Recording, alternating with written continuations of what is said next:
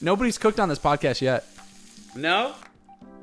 This is the sweetest gift I've ever gotten on this podcast. That's the craziest thing about you is he cannot taste. Or do you think that you're a better cook than the top three? Well, you still have so much time. It doesn't feel like I have much time. I don't know what it is. What do you feel like you're missing out on? I don't know. I'm just like I get scared of time and goodbyes, and that's what I've been doing lately is trying to figure out why I'm afraid of so many things. Yeah. But this is about you. This is about you. This is about you. I know. Fucking the worst at that.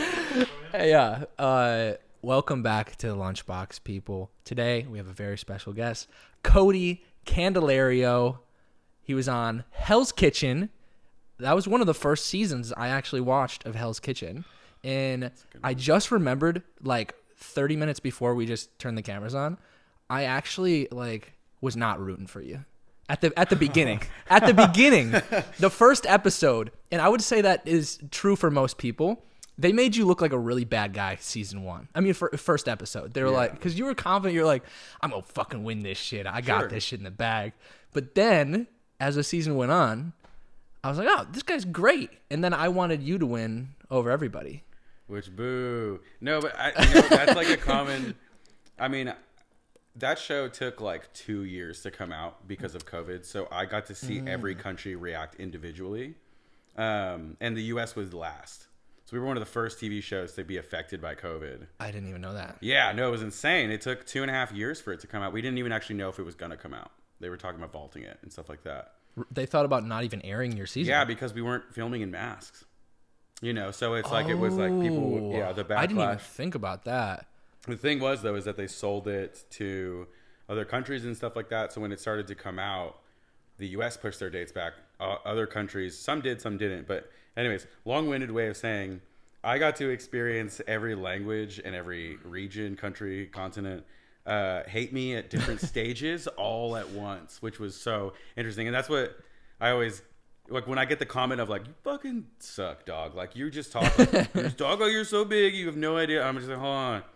You're on episode 1 or 2. Give me a couple. Wait till episode 4, and then you'll love them. Yeah, you see me petting a couple of pigs. I'm like, ooh, right, and then your romantic relationship during the show, which we can stay away from that if you want to.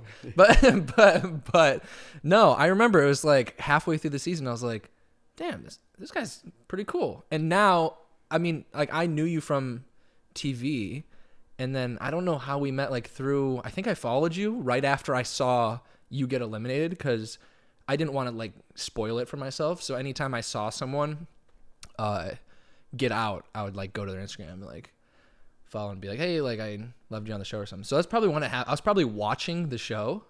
And I was watching it in Arizona with my brother after he got married. I remember exactly when I saw it. How's he doing? He's doing good. He's coming out this month actually for my birthday, and I remember we were all watching it together, and we all had the same opinion of you. So, but then they never finished it. They didn't finish it, so they probably are like, "Oh, this guy sucks." Yeah. That I remember vaguely how. Because I became a fan of you, I think, a couple months shy of when you followed me. Oh, before? I think so. I could be wrong there, but I think I was a fan of your stuff before. I think that's what happened is I think I went to your page and I was like, oh, this dude fucking follows me? And then I saw follow back and I hit follow and then we started talking because I made really weird, fucked up food content at the time. You did. And I was fascinated with it because I was getting into content and stuff like that. And I was just like... I saw your stuff and I was like, this guy understands something that I don't, for sure. I was like, this is like, yeah. But anyways, all that stuff aside, my favorite thing was the first time I met you was at the restaurant. Yeah. At Carnival. I brought you to my favorite. Shout out to Carnival in Sherman Oaks. Yeah. Mediterranean food, hummus. Actually is featured in my Best Kebab in LA video. That was the first one I went to. Okay, I watched. So the wreck. It's so good. But I remember the first time I met you, and I've told so many people about this story. Anytime that I reference you or I bring you up, which now that I'm thinking about it, I kind of do a lot. But I reference that story, and I'm just like, this man is so funny and so funny on a different level that I was just like, this was a type of joke that I didn't even think about schematically. So anyways, like we go and we sit down, and I don't know you. We just met for the first time. I'm like, you're taller than I thought you were. Yeah, literally, probably like this. I know what you're about to say. Yeah. I completely forgot about that. He was wearing big ass boots, though. I'm Yeah. talking some. Dude, I look anyways. so different from I had the long hair, the painted nails, the rings, all of that. Yeah, very. That's everybody's thing. Rock band, Yeah. kind of whatever, or what's something cooler, whatever. I'm sorry. I don't know. Probably that. Anywho, this is about me. No, we sit down and I order a beer because that literally was a block away from where I lived, and just because I ordered beers. And she's like, "Would you like a chilled mug with that?" And I'm like, "Fuck yeah, dog." And you order just an ice water, and this waitress who I had multiple experiences with at this point, this sweetheart, salt of the earth type. She comes with the beverages and she puts down my beer, and then the chilled glass, and then your ice water, and you immediately grab your ice water in the chilled glass. And you're like, "Oh my god, thank you!" And you just dump the ice water into the chilled glass, and I didn't know how to react. I was like, "That's fucking hilarious," but B, I was like, that joke structure is like, I was like, this guy has keys to something that I don't have, and That's funny. I've hated you ever since. I think we've actually been boys ever since that moment. I think. Yeah, we're locked in compadres. You like laughed at it, and I was like, "Oh, God. He thinks this is funny." Cool. God, I have been like that to me, and just the way that my brain works. I'm just like, I need to think about the way that I structure comedy differently. Well, it's weird because I wasn't even thinking. I realize when I think about being funny or entertaining, I get like scared and nervous, and like I'm like, oh, I have to be funny, I have to perform well, I have to do this. Yeah. But when I'm not thinking, I think that's when I'm the most funny, because a lot of the moments that people are like, oh, this is such a funny story that Liam did, I'm like, I genuinely was just being me. And I think that's what I've been trying to get back to, is just like being that non-thinking, not giving a fuck about what anybody thinks of me, and just being unforgivably me and just doing something stupid. Well, it's so funny because like that's something like I watch your stories and I wish I could just get in your brain, and like all of your content, I'm like, so stuff that you are vocal about that you're like, I don't like this, I do like this. I'm just like, there's still something about it where I'm like, I learn because I'm not like a traditional influencer or anything like that. Like I am on TV and I am good at cooking and I try to do this stuff, but I so am not. I haven't really evolved into that space yet. So I watch like your content and some other people's, and I'm just like, they understand how to make people stay on this phone more than I do. Like in a way where I'm like, I feel like, I don't know how to say this. Right now I'm seeing a lot of cooks get super mad, and more as like time goes on. Being like, oh, all these fucking influence, all this and that. And I'm just like, you know how to cook well, but you don't know how to package it and put it on screen. Yeah. And I know how to cook well, and I can be good on TV and stuff like that. And then I thought at first, when I first started, like, I will start content creation, and I know how to do it because I cook and I've been on TV, so I'm good. But yeah, holy shit, was I wrong? Right. It is wrong. It's a completely different game. TV is different than social media, and cooking is completely different than both of them. But like, there's the influencer cooks that just have to make something look pretty, like not even taste good, and pace it the right way. There's a lot of people out there that I guarantee if I tasted their food, I'd be like, this is pretty mid. But I will vouch for you. Any food I've had from you has been delicious. So he is a good cook. I will say that. And I think you're great on TV too. And you have a great chest, you know? And I can't get my chest to grow. But biceps will be are be popping, right back. but I'd snap my elbow and my broken ankle. I don't know about you. One thing I can say on the workout tip is I'm now 31. You just can't grow anymore. Injuries, no. Oh. It's just stuff where I'm just like, I have a rule now where it's like I have to go through my full stretching routine and like warm-up routine, and every time I don't, I get injured. Every single fucking time. And sure, hangovers and stuff like that are real, but that stuff, like. And how old? You're 31? I'm 31. Fuck, I got 4 more years. What? Well, it's so funny. Like I went through that, but not as I would go through it in spurts, where I'd go through these moments of panic where I'm like, "Fuck, I'm so afraid. I'm so afraid. I'm so afraid." I think I actually don't care about aging that much, and I've actually I've talked about my hair loss plenty. The hairline doesn't look that bad now. Like, no, it looks okay. I feel like you're looking into the future of being like, I'm gonna like I don't know, like right. It's like so like have you met a bald person? You're so far away. Like I mean, I don't want to meet a bald person ever. I know, no. Outside of like maybe Bill Burr, but that's nah. like I think honestly, I was thinking this at the gym today. I looked in the mirror. I'm like, you know what? I'm actually not really insecure about my hair that much anymore. Like I look at it and pay attention to where my hairline's at. I might still do the hair transplant, but I'm also kind of like, fuck it. Like I don't think I looked bad bald, so I don't really have too much to worry about in a way. Like I'm not too worried about that. My insecurity now is literally just my chest and my abs, and then trying to lock in. Try to lock in. Which we've been talking about locking in quite a bit. Tough. I mean, I think it's a momentum thing more so than it is an on and off switch. It is. But it might just be that simple as it's just you need to lock in. I realized that today and yesterday. Remember, literally it started. Lock in, man. It's you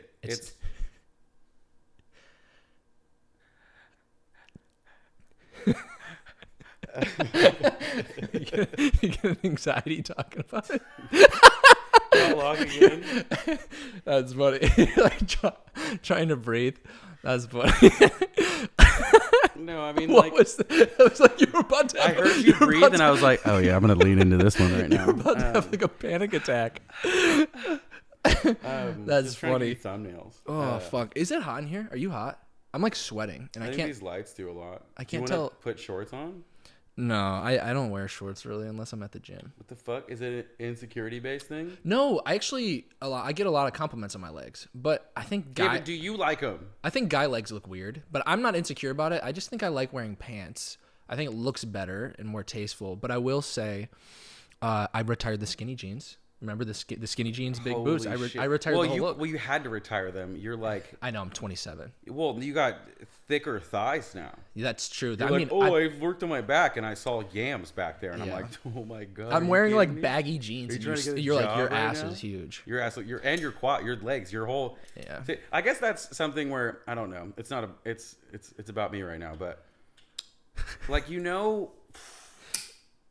can focus on something so much and it not be the actual thing you're worried about. Yeah, that's true. You know what I mean? It's like I went through that with physique when I was like, I played college rugby when I moved to Germany. I didn't know you played college rugby. Yeah, super random. Random period of my life. I wish I had a way to like during these like podcast interview, whatever you want to call it. I wish I could really like dig into like what your childhood was and like USB stick and. I wish I could have brung that up, you know? Where I'm like, so tell me about that weird point in your life with rugby. Because I wouldn't have never, ever known that unless you said that. This is just our level 1 podcast. We'll do like the level 5 one down That's the line. true. We'll get there. Each other and have connected. Right. I went through can you do accents? Connected. Yeah, I can do a fake French accent where I those wee-wees real quick. But yo, I fucked this French girl and she on my wee wee. No, I try not to fuck those French girls because of. We'll be right back.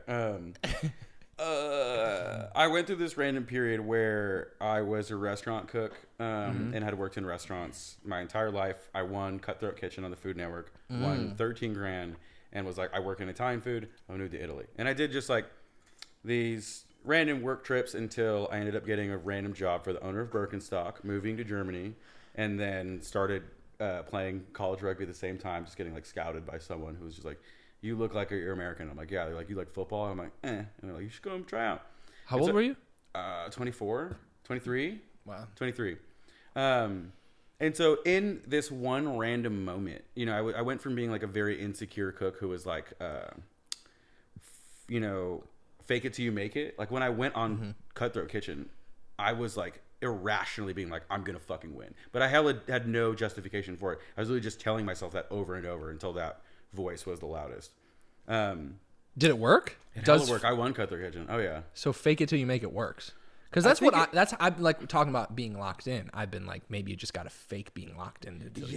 Almost like negative, like, or positively gaslight yourself. Yeah. You know, where it's just like, because it can be okay. I don't know it's going to be, I don't know there's going to be rain, but if I say there's going to be rain and I anticipate that, then I'll react that way. Right. But, like, it's like kind of like manifestation and a little bit of gaslighting. You just got to use the narcissistic part of your brain that just is pure, like, you know. I think there's a way to nurse it in a good way and a bad way, but I think of like the brain as like a company, and there's a bunch of people that hold different jobs, and they all have good days and bad days, and sometimes the loudest voices don't need to be listened to. You know what I'm saying? That's like true. At the end of the day, it's like they're all running this company. It's like you can be right or you can be happy. It's like sometimes even if shit isn't going bad or it is going bad, it's not helpful to overly indulge in. It's just like, right, how do we stay positive? It's like just don't react to those thoughts, you know? That's really what I think has made a big wave lately is like stoicism.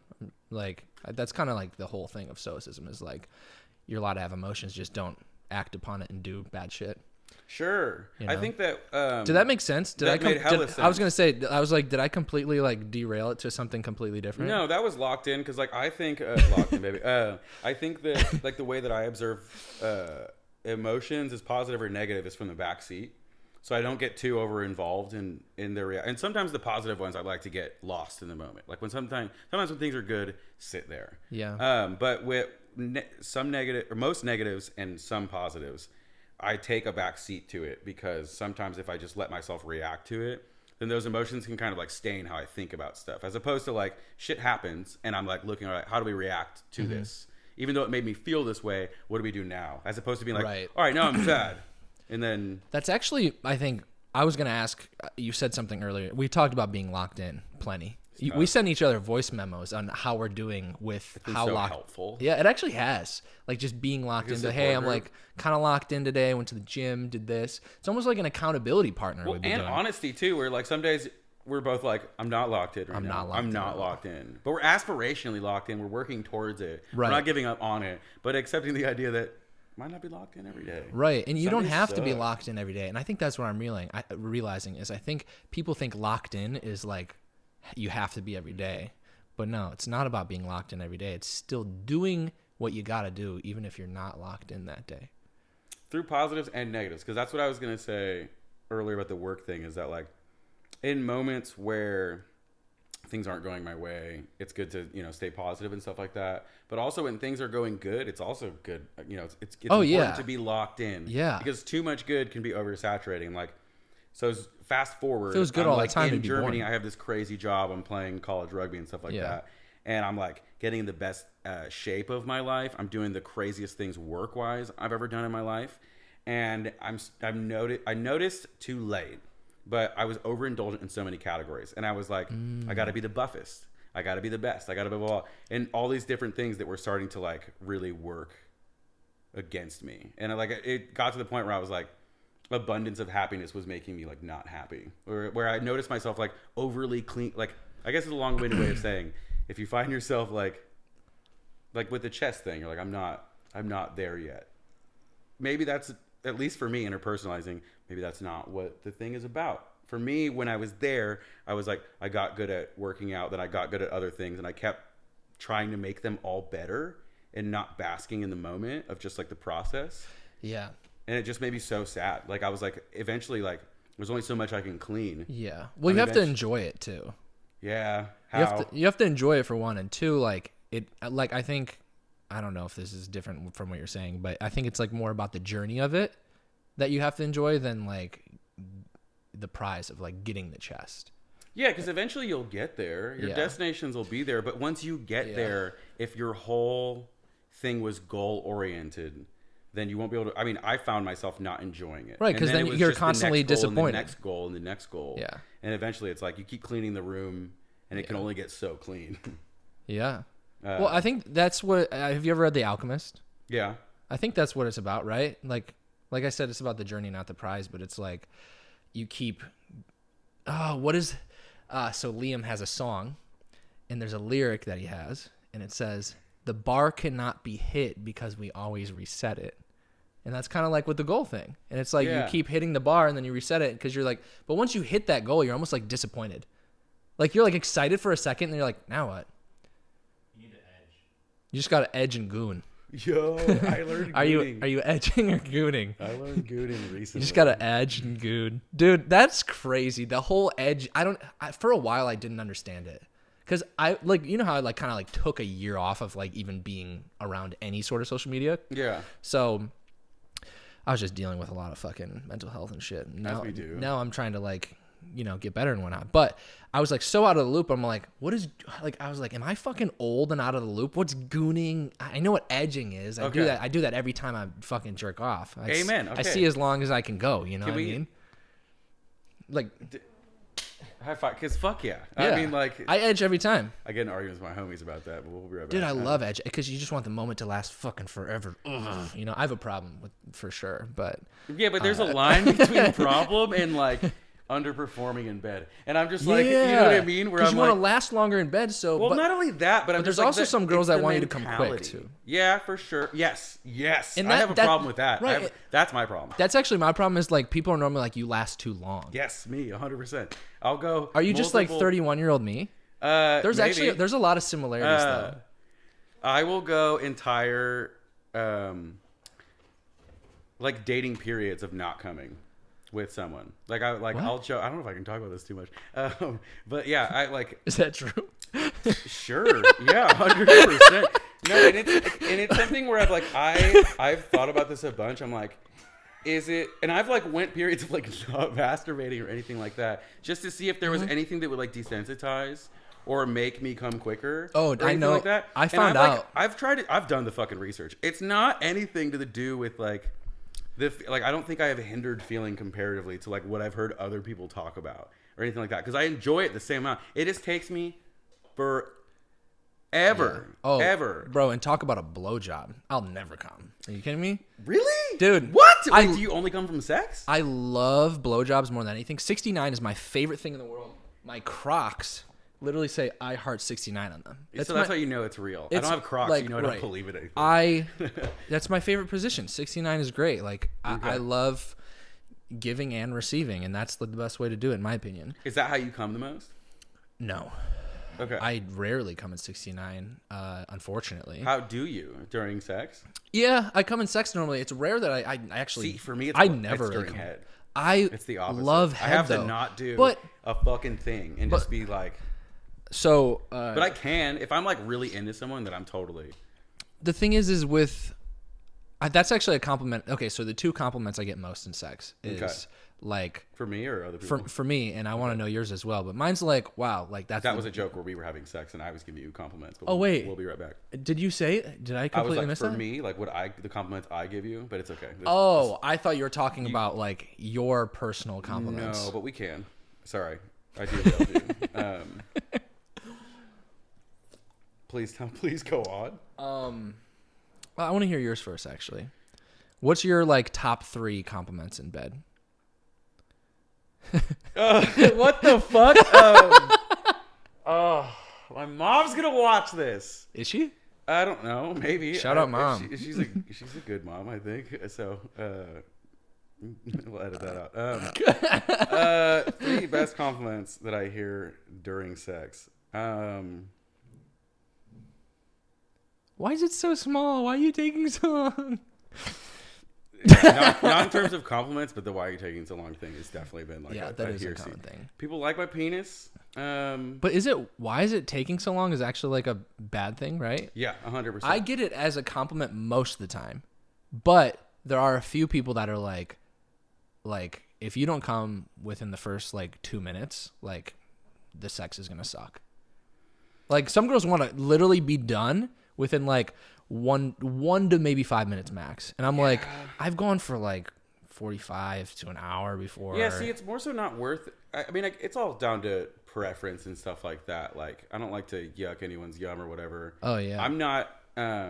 Short sessions aren't necessarily interesting to me. That's more like relationship sex to me, where it's like you're doing stuff that's like the maintenance versions, where it's like, hey, we only have a couple seconds. Yeah, let's bang this out. But I like the short stuff sometimes. Yeah, for like sure. if it's in like a porta potty or like an airplane bathroom or something. Ideally, yeah, especially the first one. But outside of that, no, I'm with you. It's like I like longer sessions.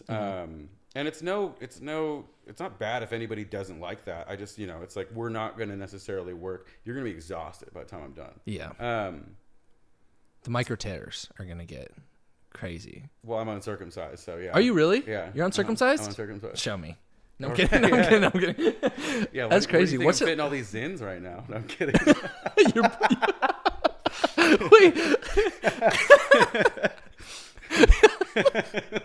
Yo, I need someone to make that image. I need the. That's anyways. a crazy image. It's like someone putting zins inside their foreskin is crazy. Like overlay that into the new Dune. What you're the Dune popcorn bucket? Wait, so you're uncircumcised. You're uncircumcised. And what's your ethnicity? You're Mexican, right? I'm super mixed. I'm like I not more than 20% of anything. I have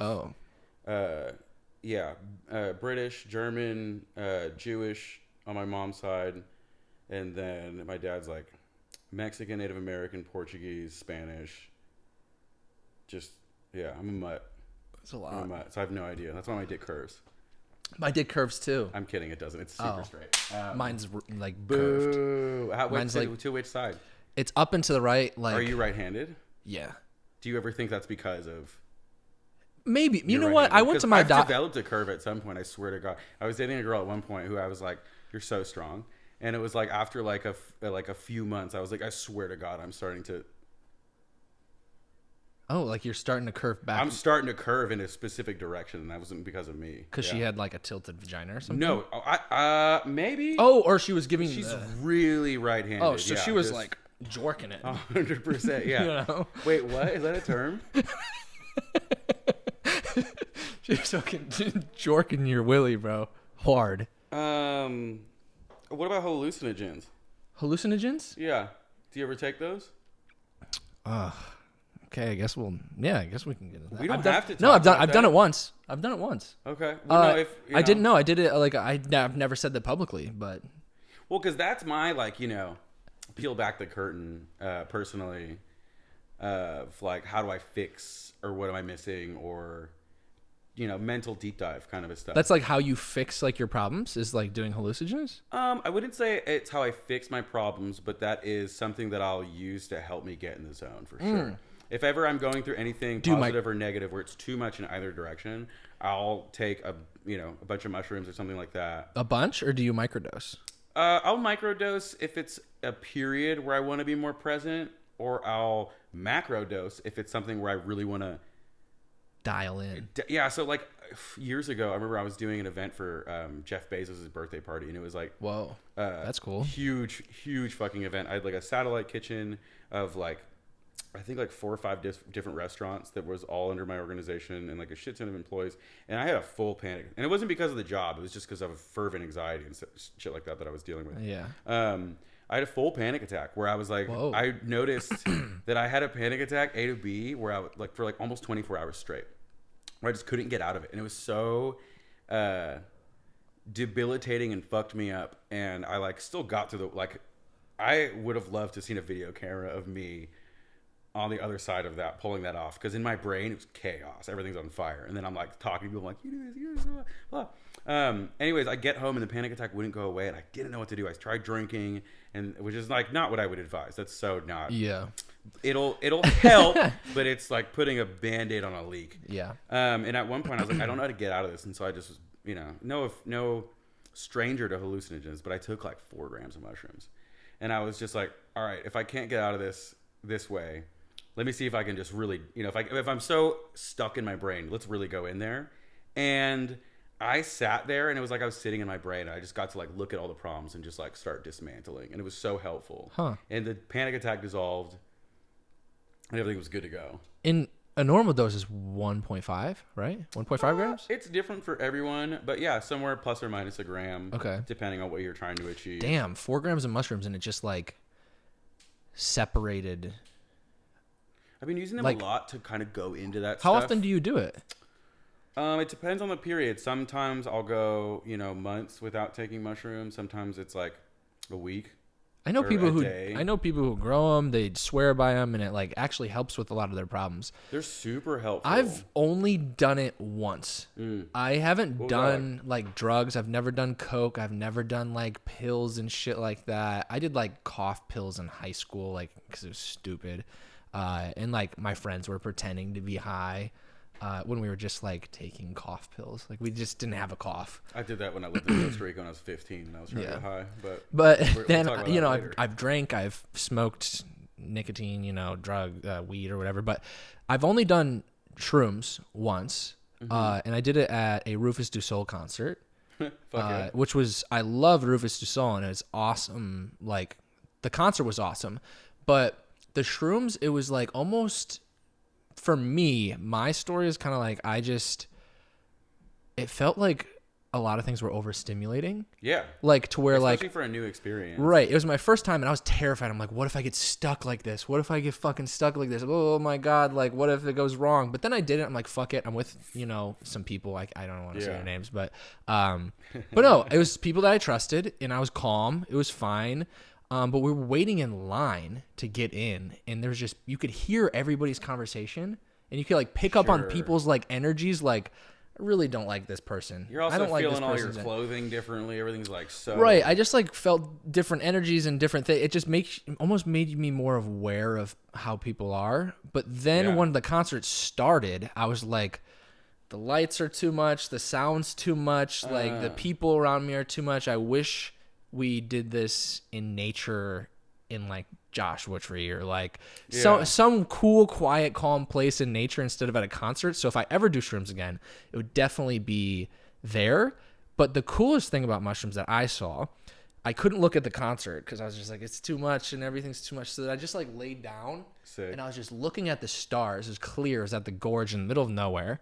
And I was looking at the stars and like I saw all the stars like connected with lines. Bro, so cool. Like every star was connected with lines in a certain pattern, like a weird, and I was like, "Whoa, everything's connected." You like, got there. it looked like if you ever see the picture of a human body, like with veins going through it, like in like the nervous system. Sure. It kind of looked like the stars were a nervous system, like of the world. And sick. It was super cool. I mean, it's tough. It's like going to a music concert for your first time doing it. It's like high risk, high reward because it's a new experience. So it's like, you're cataloging how to operate your own body on this new thing. Yeah. So you might have like in your own, by yourself, like it's like a skill. It's like a new thing. There's different strains. There's different doses. Everyone's different. Yeah. So finding the right thing for the right time. Like there's certain amounts of mushrooms or types of mushrooms that I love to go to music festivals on. But there's certain ones that I don't want to take ever, or let alone be doing shit. Yeah, I knew there was different strains, but I didn't know they were like that different. Hella. Really? Oh yeah. So it's like almost like weed strains, like how they're a little different. Yeah, and I would say that it's tough because it's not hyper accepted yet, so it's really difficult to find someone that knows that has this stuff. But it's like more so than weed has strains, and that's helpful. Sativa, indica, like a sativa or indica isn't going to make me, isn't going to rewire my brain differently. No, you know what I mean? Like, right. not rewire, but like force me into, because it does make some people panic. But well, sativa made me panic when I smoked weed in the past. I don't smoke weed anymore, but when I did, sativa would freak me out. So I'm wondering if there's something different with, maybe I should try a different strain of mushrooms or something if I were to do it again. I would say the same thing with weed that I would with mushrooms, and that it can be a tool, and it's finding what part of it is a tool for you for what. Because some things can be way overstimulating in the wrong context. Some people, it's not based on height, weight, or anything like that. Like it's specific to each person. You might have an incredibly low tolerance with mushrooms. Yeah. Or weed or something like that. So a little bit goes like a super long way. Yeah. I think with weed, I used to like take 2 hits and be like, okay, I'm going to find this, like ride this out. And then I'd be like, I'm not that high. And then I'd go back and take another hit and I'd be like, oh fuck, I'm freaking the fuck out. But with mushrooms, I took more mushrooms and I didn't get higher. I took a little bit and then I took a little bit more and I didn't get to the next level really. And I was like, oh, raw ones? I think they were dried. Maybe? No, yeah. Dried? Like actual mushrooms as opposed to like chocolates. Yeah. Okay, cool. They were mushrooms. Huh. I like the way they tasted. I wanted like to eat more because I just liked the flavor of them. A lot of people say they taste like shit, but the ones I had, I'm like, this tastes like mushrooms, like cook them in a pan mushrooms. I have a cute company that I really enjoy that I'll send you some stuff from. Okay. Was it gummies? Silo? No, it's not Silo? Because you hooked me up with them too. Oh wait, you gave me a bunch of theirs. Yeah. Oh right. Yeah, that's when I never Take a whole bar and I'm just yeah, dude. I had so many mushrooms at one point. And you never tried those. I never did mushrooms ever. I just had mushrooms because a company sent me mushrooms, and I was just giving them away to people because I'm like, I'm not gonna do mushrooms, so because I was scared. I think it's really good to find a way to use them as tools, especially mushrooms. Yeah. But there's definitely been a couple times where I go a little too far. Like there was this one time, I remember Hell's Kitchen was coming out, and I was supposed to go on Fox News to do. I was on the show. I went really far. Yeah. I'm one of the new contestants, and they were just trying to like drum up. Yeah, whatever. I was going to go on literal live news, and they expressed interest, and I emailed back, and I was like, down, super down. Yeah. I'll go on that date. It was like a month away, and I was like, just send me the time, any sort of confirmation stuff. No one responded. Huh. In that time frame, the resort I was consulting on closed because of COVID, and I was like all sad, wham. And I got my severance. I was in Aspen at the time, and I was just like, I'm gonna learn how to snowboard. And so I just took 2 months off to be depressed and snowboard because like this resort that I was consulting on for 2 years, A to B, starting, like hiring staff, designing a kitchen, creating menus, was now gone. And I was just like, well, so I took that time. Hell's Kitchen was coming out. I was like, I'm just going to become an influencer. That's when I started. And so they never responded to me. I'm now a month later, I'm a snowboarder. I've been snowboarding every single day since then. And I'm at the point now where I'm like, I'm comfortable with it. So I started taking mushrooms before I would go. And I lived super close to the lift. I'm like living downtown Aspen. I'm like not that far away from where I would go catch the lift at. So I would leave my crib and I would take like a gram or two of mushrooms and just have my bag packed with just, like some joints and some fireball shots and stuff like that. My playlist packed, and I just goes having a great day. I'm just like processing my depression, getting through this. I'm about to head out. I took 2 grams this day because I'm like, the X Games are going on. I'm going to go try some of these jumps, have a fun day. Oh, you were snowboarding. Like, you're not talking about I just went from not snowboarding ever to within like a month hitting jumps, doing 180s. Oh, shit. Trying stuff that I shouldn't, almost dying a few times on some double black diamonds where I was just like by myself, digging myself out of a snow trench. That's crazy. This is how I couldn't even make it down the bunny hill. I stood up once, but... That's just crazy. Punishment. I love that stuff. Anything that's really humbling. That's where I find like so much center in. Where I'm like really bad at something. That's my brain's like, you have to get good. Not even have to. I'm just like overly joyed about being bad at shit. I want to be less wrong and more right. Because you like know you can get better or something. Well, because is it the pursuit of success or something? There's aspects of when it's stuff where I'm really bad at, where there's a system, you know what I mean? Like, then I love being bad at it. I'm not afraid of it at all. Because there's like, then you get into relationship stuff or like personal stuff. Like, that's scary because there's no rubric.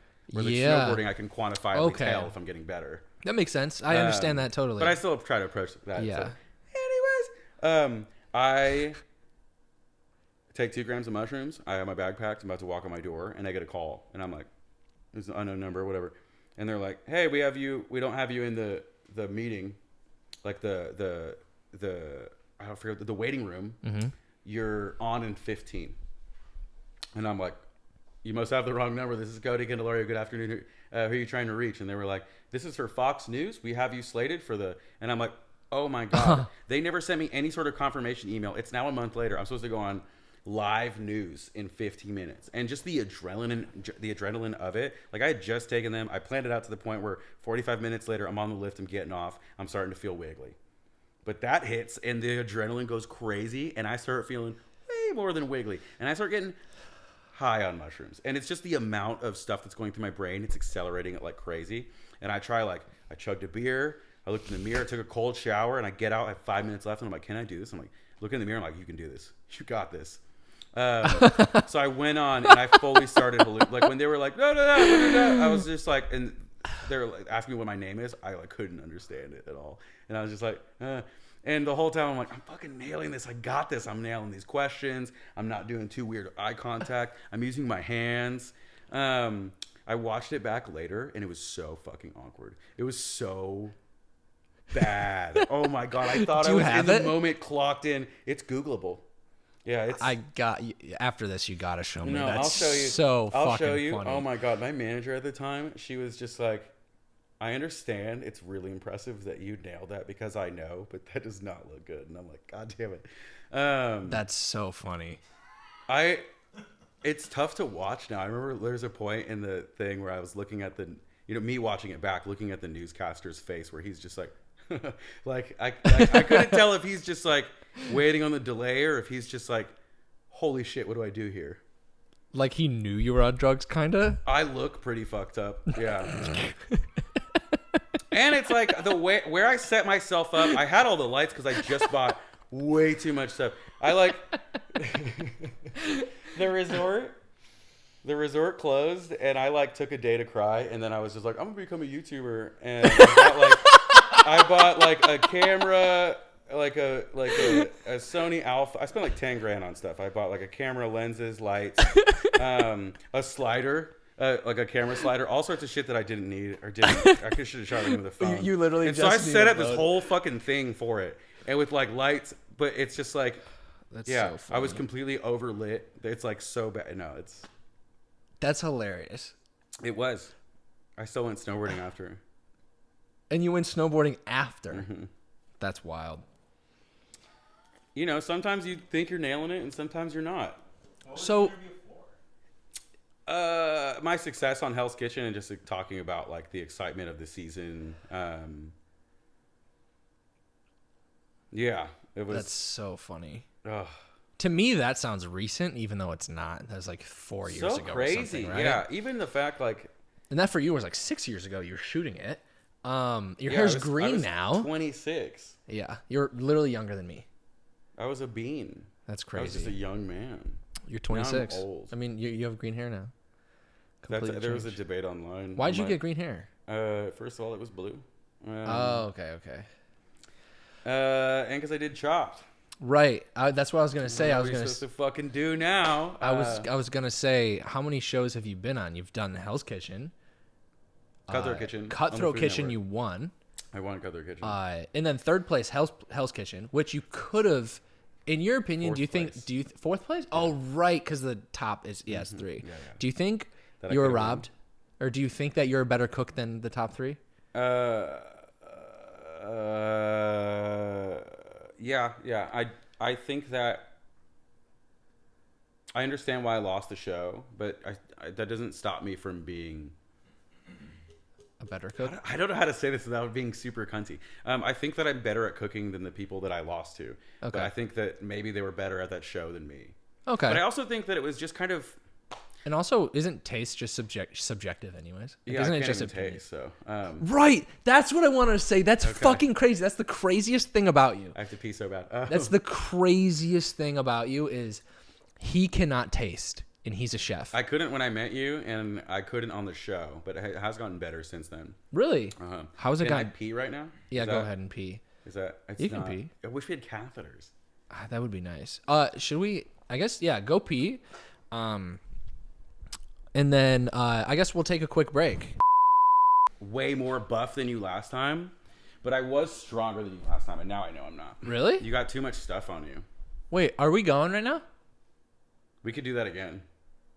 I don't know if we're going or not. He just walked out of the room. I'll do that again. It makes me uncomfortable that you're buffer than me now. Right. Because last time, even though I didn't look it, like I felt like I was probably stronger than you, more dense. Maybe possibly. I don't remember but what now I looked would like.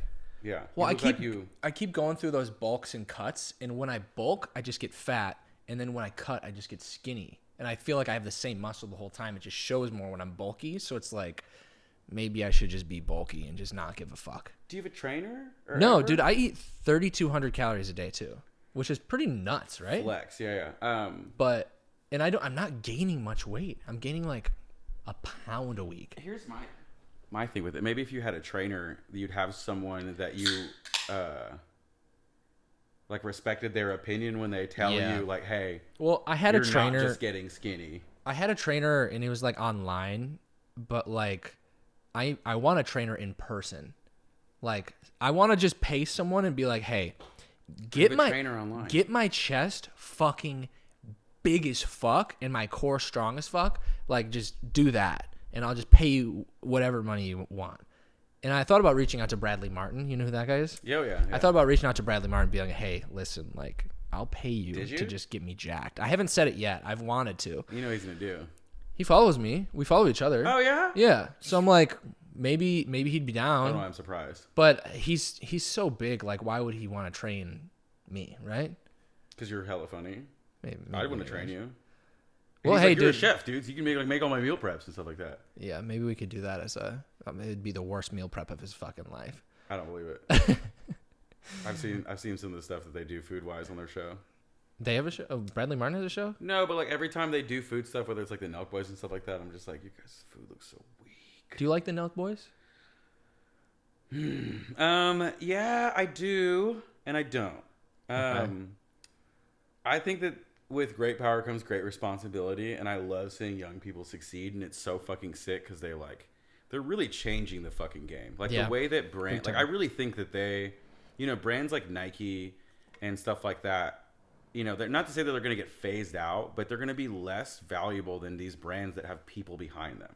It's like Full Send as a brand. It's like they have people that they have fans. They have people that fall in love with them as opposed to just like these like insignias and stuff like that. And so I think they've really shifted and changed the game of how we perceive stuff. Yeah, they've created an insane brand. I mean, Happy Dads are like, it's not just Nelk's company anymore. It's like Happy Dad is a company. Yeah. Also, I mean, Nectar is a company as well. Yeah, shout out to Nectar. Shout out to Nectar. Shout out to the local boys, all right? Shout out to the local boys. Get some Nectar and some Super Bonsai. Not to make it political by any means, but there are certain things where I'm not saying that anybody needs to lean either one way or the other. Oh, so their political stance. It's not even just their political stance, where they go in either direction. It's more so, it's just like, they're really good at being successful. They're really good at generating views and understanding how to get to that point. Mm-hmm. But it's like the Jurassic Park rules to me sometimes, where it's like, just because your scientists doesn't mean that they should have. There's certain aspects of it where I'm just like, you've figured out how to generate an insane amount of buzz, but there are parts of it where I'm like, at what cost? A little bit, where it does worry me, where I'm just like, you have so many young people that love you and follow you. If you had the same amount of following, like if you had like there? Say you had like 100 million followers, what would you do with your responsibility? I don't know what I would do. I'm trying to think of who I think leads a good example. 100 million, I have no fucking idea. I don't know if there's a way to do things right anymore. I think that, it's like no matter what, you're going to offend a large amount of people. For sure. Yeah. No, you can never do anything right because everybody's going to be offended. Which is super tough. But I guess maybe more so it's just not being... it's tough because I would be like, maybe don't be so hard on one side more so than the other. Honestly, just be like Keanu Reeves. Keanu Reeves is like... Keanu Reeves. He's the one that's just like... I think he's the example. Chilling, unaffected. Like, he's nice to his fans. He doesn't really, like, take a side on anything. He's just like... I'm John Wick. And he seems so aloof and chill. Yeah, he seems like just a good guy. Like, you're fucking doing well when you have the time to pause between every fucking word. He's just never... Yeah, I feel like he's always just on his own time. I love Keanu Reeves. But anyways, I wanted to go back. Yeah. To... Okay. I'm going to adjust real quick for the serious talking points. You... Like... That is the most. I was mind blown when you told me this because I knew you for a while until you told me this, and you said you can't taste. Mm-hmm. Fuck. There's another thing. I wanted to say something about mushrooms too. Should we pin a pin in that one, and I can give you some context. Put a pin in what? You have I forgot you have tattoos now. Yeah, I have tattoos. But so I lost my sense of smell and taste completely when I was. It's been like almost 7 years now. That job that I was talking about in Germany, just like although nailing it, like very much so redlining the human body. Like I would, high functioning alcoholic, but definitely an alcoholic at points where I would put on full blown 1,000-person events with my own food truck that I started, or the multiple, or the restaurant concept we're opening, or whatever the crazy stuff that I was doing for this job. Full blackout, not remember any of it. Take pictures, give interviews, give fucking full, high functioning. So you were like blackout drunk working this job. Oh yeah. In different countries, continents, Damn. Insane amounts of staff responsibility, whether it's just like satellite kitchens or vehicles, just like, and granted, no slip ups, never anything that was like really a detrimental part of that job outside of just really not taking care of my body. Which definitely caught up to me. I got super fucking sick at one point. I was doing, I was doing drugs too, for sure. Yeah. Like I was partying like crazy. Like I was on like yachts and private planes, and like I had like staff and budget and team, and like it was like I was cool as fuck wherever I went. Yeah, you live a pretty crazy. That's a pretty crazy life. Yeah, I had the. I think had I the need coolest that. job. One of the coolest jobs I could ever think of for like a kid that age. That's a cook. Yeah. I think I need like an era where I go crazy. Actually, I just don't want to do drugs though. I'm just not into it. I don't know. Well, they're high risk, high reward. It's like they can be really great and they can be really awful at the same time. And it definitely caught up to me. And I don't know. I've never been able to have a doctor tell me what it came from. But I, at the end of it, got super sick. It was right before I ended up getting deported from Germany too. Why'd you get deported? I left the job, and then someone in the company who I had a lot of beef with, unknown to me, had my visa canceled without me knowing. So basically to get me to work in Germany, it's like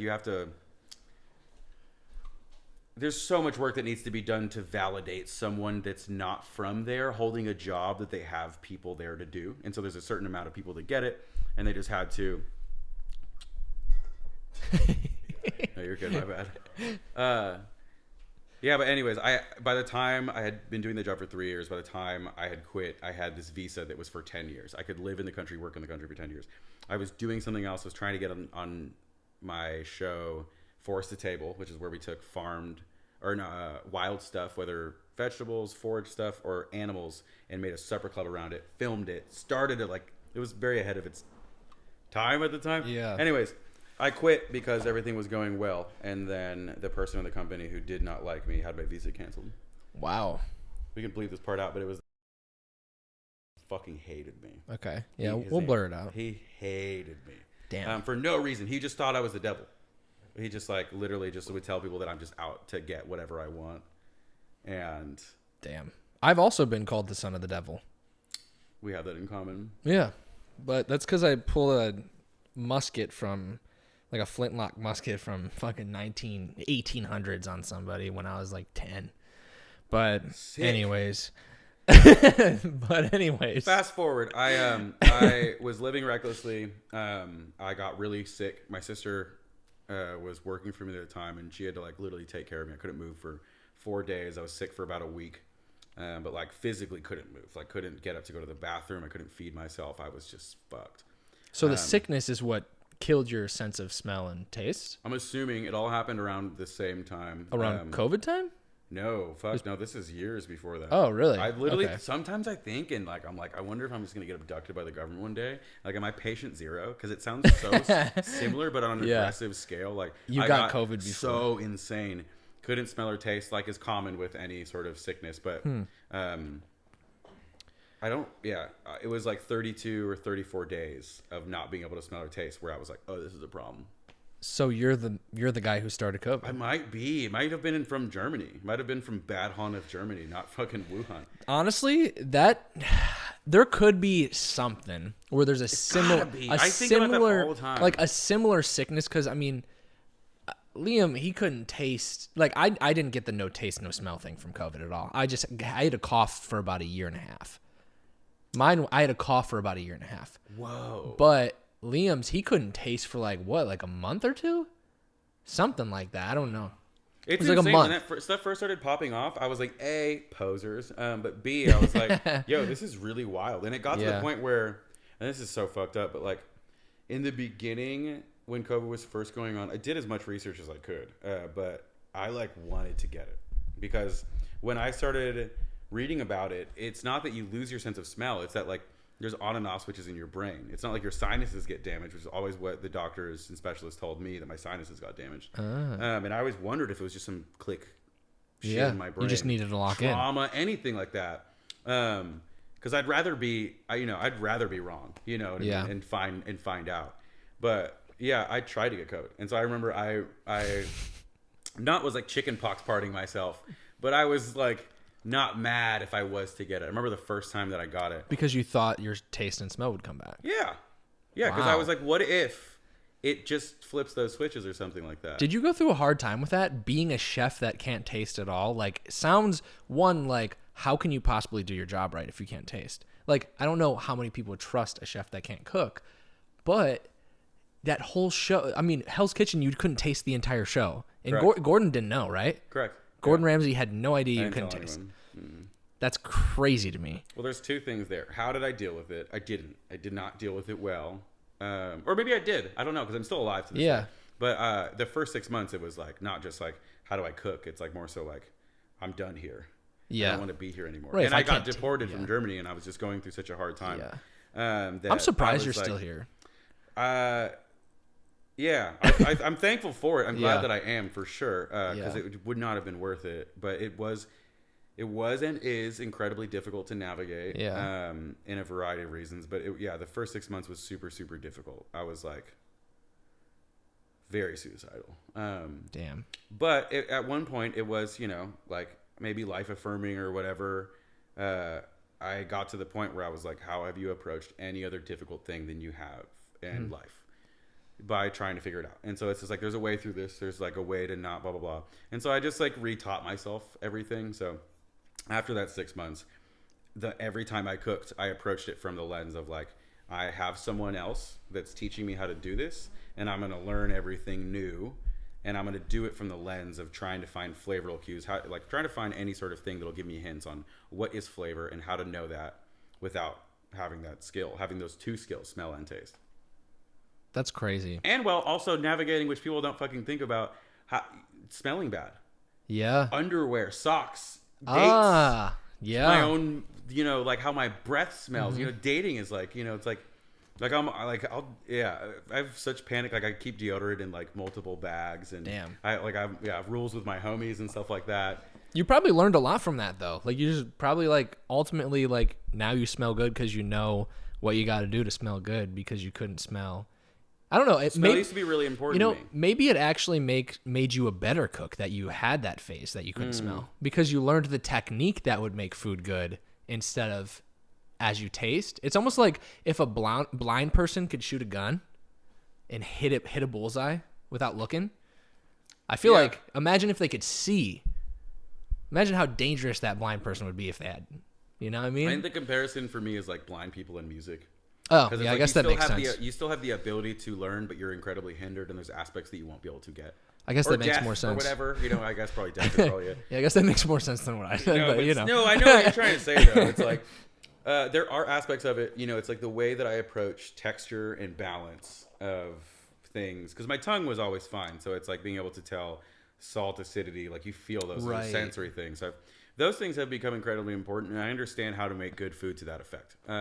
So I think if anything, it's leveled me up universally, and not necessarily just in cooking. It's not made me a better cook, but it's made me access intelligence in a different way, where I like circumnavigate and approach things in a problem solving way and see things in a 3D way that I didn't before. Yeah. So like a blessing and a curse. More of a blessing. I would never do this again. But I mean, fuck. Sure, I'm still alive. There's, I could have lost a leg, or there's so many other things that would have sucked way more. But the fact that you could push through that, there's been some times in my life where I'm like, damn, I'm surprised I'm still here. But it sounds like you've been through like a lot of crazy periods and stuff. So it's like, I don't know. I think it's just another one of those things that just like keeps you stronger. Yeah. And it's like, oh, I've already been through some hard shit. I could take more. You know what I mean? And then you can push through the other thing. I mean, Yeah. I don't think people realize like losing your taste and smell actually is probably super mentally fucked. Like it probably fucks with you a lot. And there's things like that where I thought like, shit, fuck, I'm over. Like that's it. I'm out, guys. You know what I mean? But I'm still here. So, but yeah. So if anything, I think it made you stronger and a better person overall. So, and it's a cool Sure. story too. Yeah, it's not in the like I've thought about this a lot, and maybe this is something I'll get over in the future. But currently, it's not. It's in the category of regret. It's in the category of like, if I could change it, I would. I haven't been able to cross that. The Maybe I taste? will one day. The taste? Yeah. Well, like you the said you're idea- getting it back. I am getting it back, but it's like I still haven't really been able to. It's like my taste now is like a blind person looking at like someone who's super blind looking at like a mountainscape. It's like no glasses or anything like that. I can tell it's a mountain. I can tell that's the sky. I can tell where the ground separates. But there's no identifiable characteristics. So it's like, what's weird though is that, fuck, man, I'm so afraid there's like some weird tumor or some shit like that. But it's all catalyst based how it comes back. And sometimes I'm like, I wonder if it takes these crazy moments for me to zoom in and notice it, or if it's just because it's the crazy moments themselves. But like, yeah, fuck, I don't know. It's like that saying. I don't know if this is the same thing, but it's like the saying like you have to hit the lowest before you can go up, kind of thing, or like you got to tear the muscle to rebuild it. Sure, type yeah. deal. I don't know where it comes from, but I had like this like I don't know. It might be too fucked up to talk about, but like, so my dad had a stroke. He had 2 strokes. And I don't have a relationship with him like at all. Okay. He was like very absent. My parents got a divorce when I was 7. Yeah. He got a stroke when I was 28, and I like dropped after the Aspen stuff in the middle of me being like, I'm gonna become an influencer. Yeah. He had a stroke. I dropped everything and like took care of him for a year. Thankless fucking job, but honor or whatever. Wow. But anyways, that old hippie had where he lived, it was so fucked up. And I remember there were smells in that place, and I went from like not like only categorical things in crazy amount. Like the first time I ever smelled 2 years after I had lost it around, it was gasoline in close proximity, a shit ton of it. After that, it started to be like perfumes, heavy chemicals, and stuff like that. It wasn't until like a few years ago that I'd be able to smell like fire burning, and like it felt like even if it was right next to me, it was at a distance. Wow. And so it's like slowly these things have been coming back, but that time it was one of those periods where like I smelled like just like a homeless person, like just something so fucked up in that crib, and it was like jarring to the point where the next day I felt like I could smell things better. Like my cologne was more vibrant. Like my have you tried the?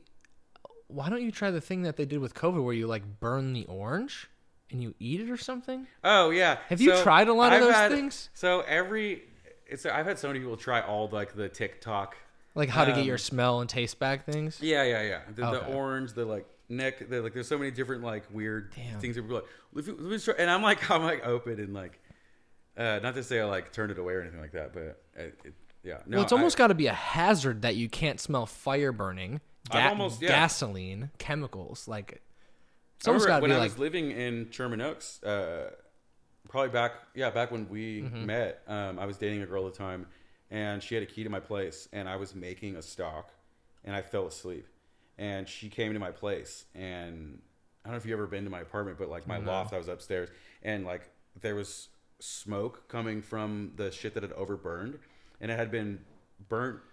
It had been burnt to the point where all of the liquid had burned out and all the contents in it were on fire. Or not on fire, but like smoking like crazy. And it's a loft. So I'm up top sleeping where all the smoke is. And I'm sleeping straight through it. And she comes in and she just like wakes me up. And she's like, what the fuck? Damn. And I was just like, That's crazy. Like you could have died. Dude, it totally died. There's a couple times like that where it was like not being able to notice. Like I'd be working. I forget what it was. I think it was a private dinner or something like that. But I'm like working on my meats in front of me, and then behind me is where I have everything cooking. And there's a full blown fire behind me. Like there's a full one of the pans is fully on fire. And normally I'd be able to like smell, arsenic of like like water and fire or smoke or something like that. But that's wild. Yeah. Something I was gonna ask earlier. The last question I had about mushrooms to touch on was, what would your advice be to go through like a good mushroom trip to like uncover things, or like to kind of like how you said, break things apart and your problems, like how to understand your problems better or have a better spiritual journey with like your mushroom trip? If you have any tips. I think I have a couple. Yeah, I would say one, if you have anybody that you feel comfortable doing it with, that can make a difference. But you have to really want to be able to like zero out with that person, you know, like all the pluses or minuses be comfortable with. Yeah. The other thing is maybe try it by yourself. I don't know. Maybe take a low dose and keep a journal and, you know, like be able to go into that on a small dose and just keep kind of leveling up and tracking like how you go about it. But I mean, I think ultimately, no matter what, you have to want to do it. Yeah. That's a really difficult thing is that I hear from people that I think is the separator between where I get really comfortable and where other people don't is when I take a lot of mushrooms, I want to. Yeah. I'm like interested in it. And even if it goes plus or minus, good or bad, I'm like, I'm just going to, it's like a roller coaster. I don't know how it's going to go. Right. But roller coasters are scary. Yeah. So it's still scary that you're about to do it in a way, but you still have to want to do it. And I think that's why I was cool on my trip, because I was like, I want to do this, but I'm terrified. But I know I'm with people that I can cry my eyes out, or I could get angry, or I could get uncomfortable, or I could have. You have to be comfortable. Like if the worst comes to worst, like you're comfortable around these people almost. I think that's kind of why I felt comfortable. But I did think that might be my next thing, is maybe I should try it alone. Yeah. Like I want to try it in the middle of Joshua Tree alone in like a super modern, nice, like $600 a night Airbnb or something, just alone. It's like people are gonna find me. People are gonna find me dead in there. See, I don't think. I mean, I don't know. You never know. But that's funny. Dude, I love looking at the stars, though. It's so sick. Oh, that's one of my grounding thoughts. Is like when I'm like ever hella anxious, I'll think about the fact that we're just like tiny, a bunch of little tiny monkeys, and no one has the right answer. Do you believe in aliens? No one has it figured out, and we're just in a ball spinning through the universe. Yeah. When I'm like super anxious, I'll lay on the ground, and I just feel like I can feel how fast we're going. Really? And I just feel tiny. I don't feel how fast we're going at all. Maybe you're like drunk and you have the spins or something. Sure. Yeah, probably. Maybe. I try to feel it at least. I try to feel connected, and I'm just like, hey, but no, I know what you mean. I think realizing how small you are is very important, and how little, we can matter. But do you believe in aliens? Hell yeah. I mean, how could you not? I don't know what they are, but like, yeah, there's a bunch of other shit that exists. The CIA's just been dumping out facts left and right. Have you seen anything weird on mushrooms? Yeah. Like aliens? On mushrooms? Oh, wait, no. Actually, hold on. If you've seen something weirder, I've seen some weird shit. Yeah, I remember. Well, and I understand, or I think how it works is like, deja vu and stuff like that has to do with sleep deprivation.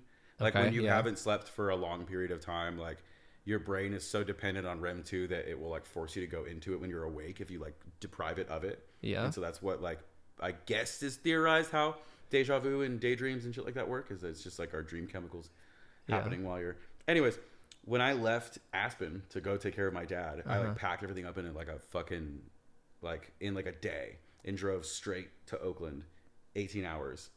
And I drove through a fucking huge fire, had to like circumnavigate the fire, use the maps and like be like, I got to get around this shit, and thought I was going to get caught at one point because I went off-roading. And by the time I got into Nevada, I was stressed. I was stressed out. It's the middle of the night, but Nevada's like, flat. The moon shines. It's so fucking bright. I'm driving and I'm so delirious at this point. I'm so high on caffeine to the point where it's like I can't fall asleep, but I'm like uncomfortable and awake. But as I'm driving, clear as day to the left of me, which is where the moon was adjacent. In Nevada. This giant black figure, kind of like octagonal, hexagonal, something like that, just like took up space there. And it took up enough periphery to the point where I was like, there's something there. I look and I like was in shock. It was just this giant thing above the mountains, and I'm so so tired. I smoke a bunch of spliffs.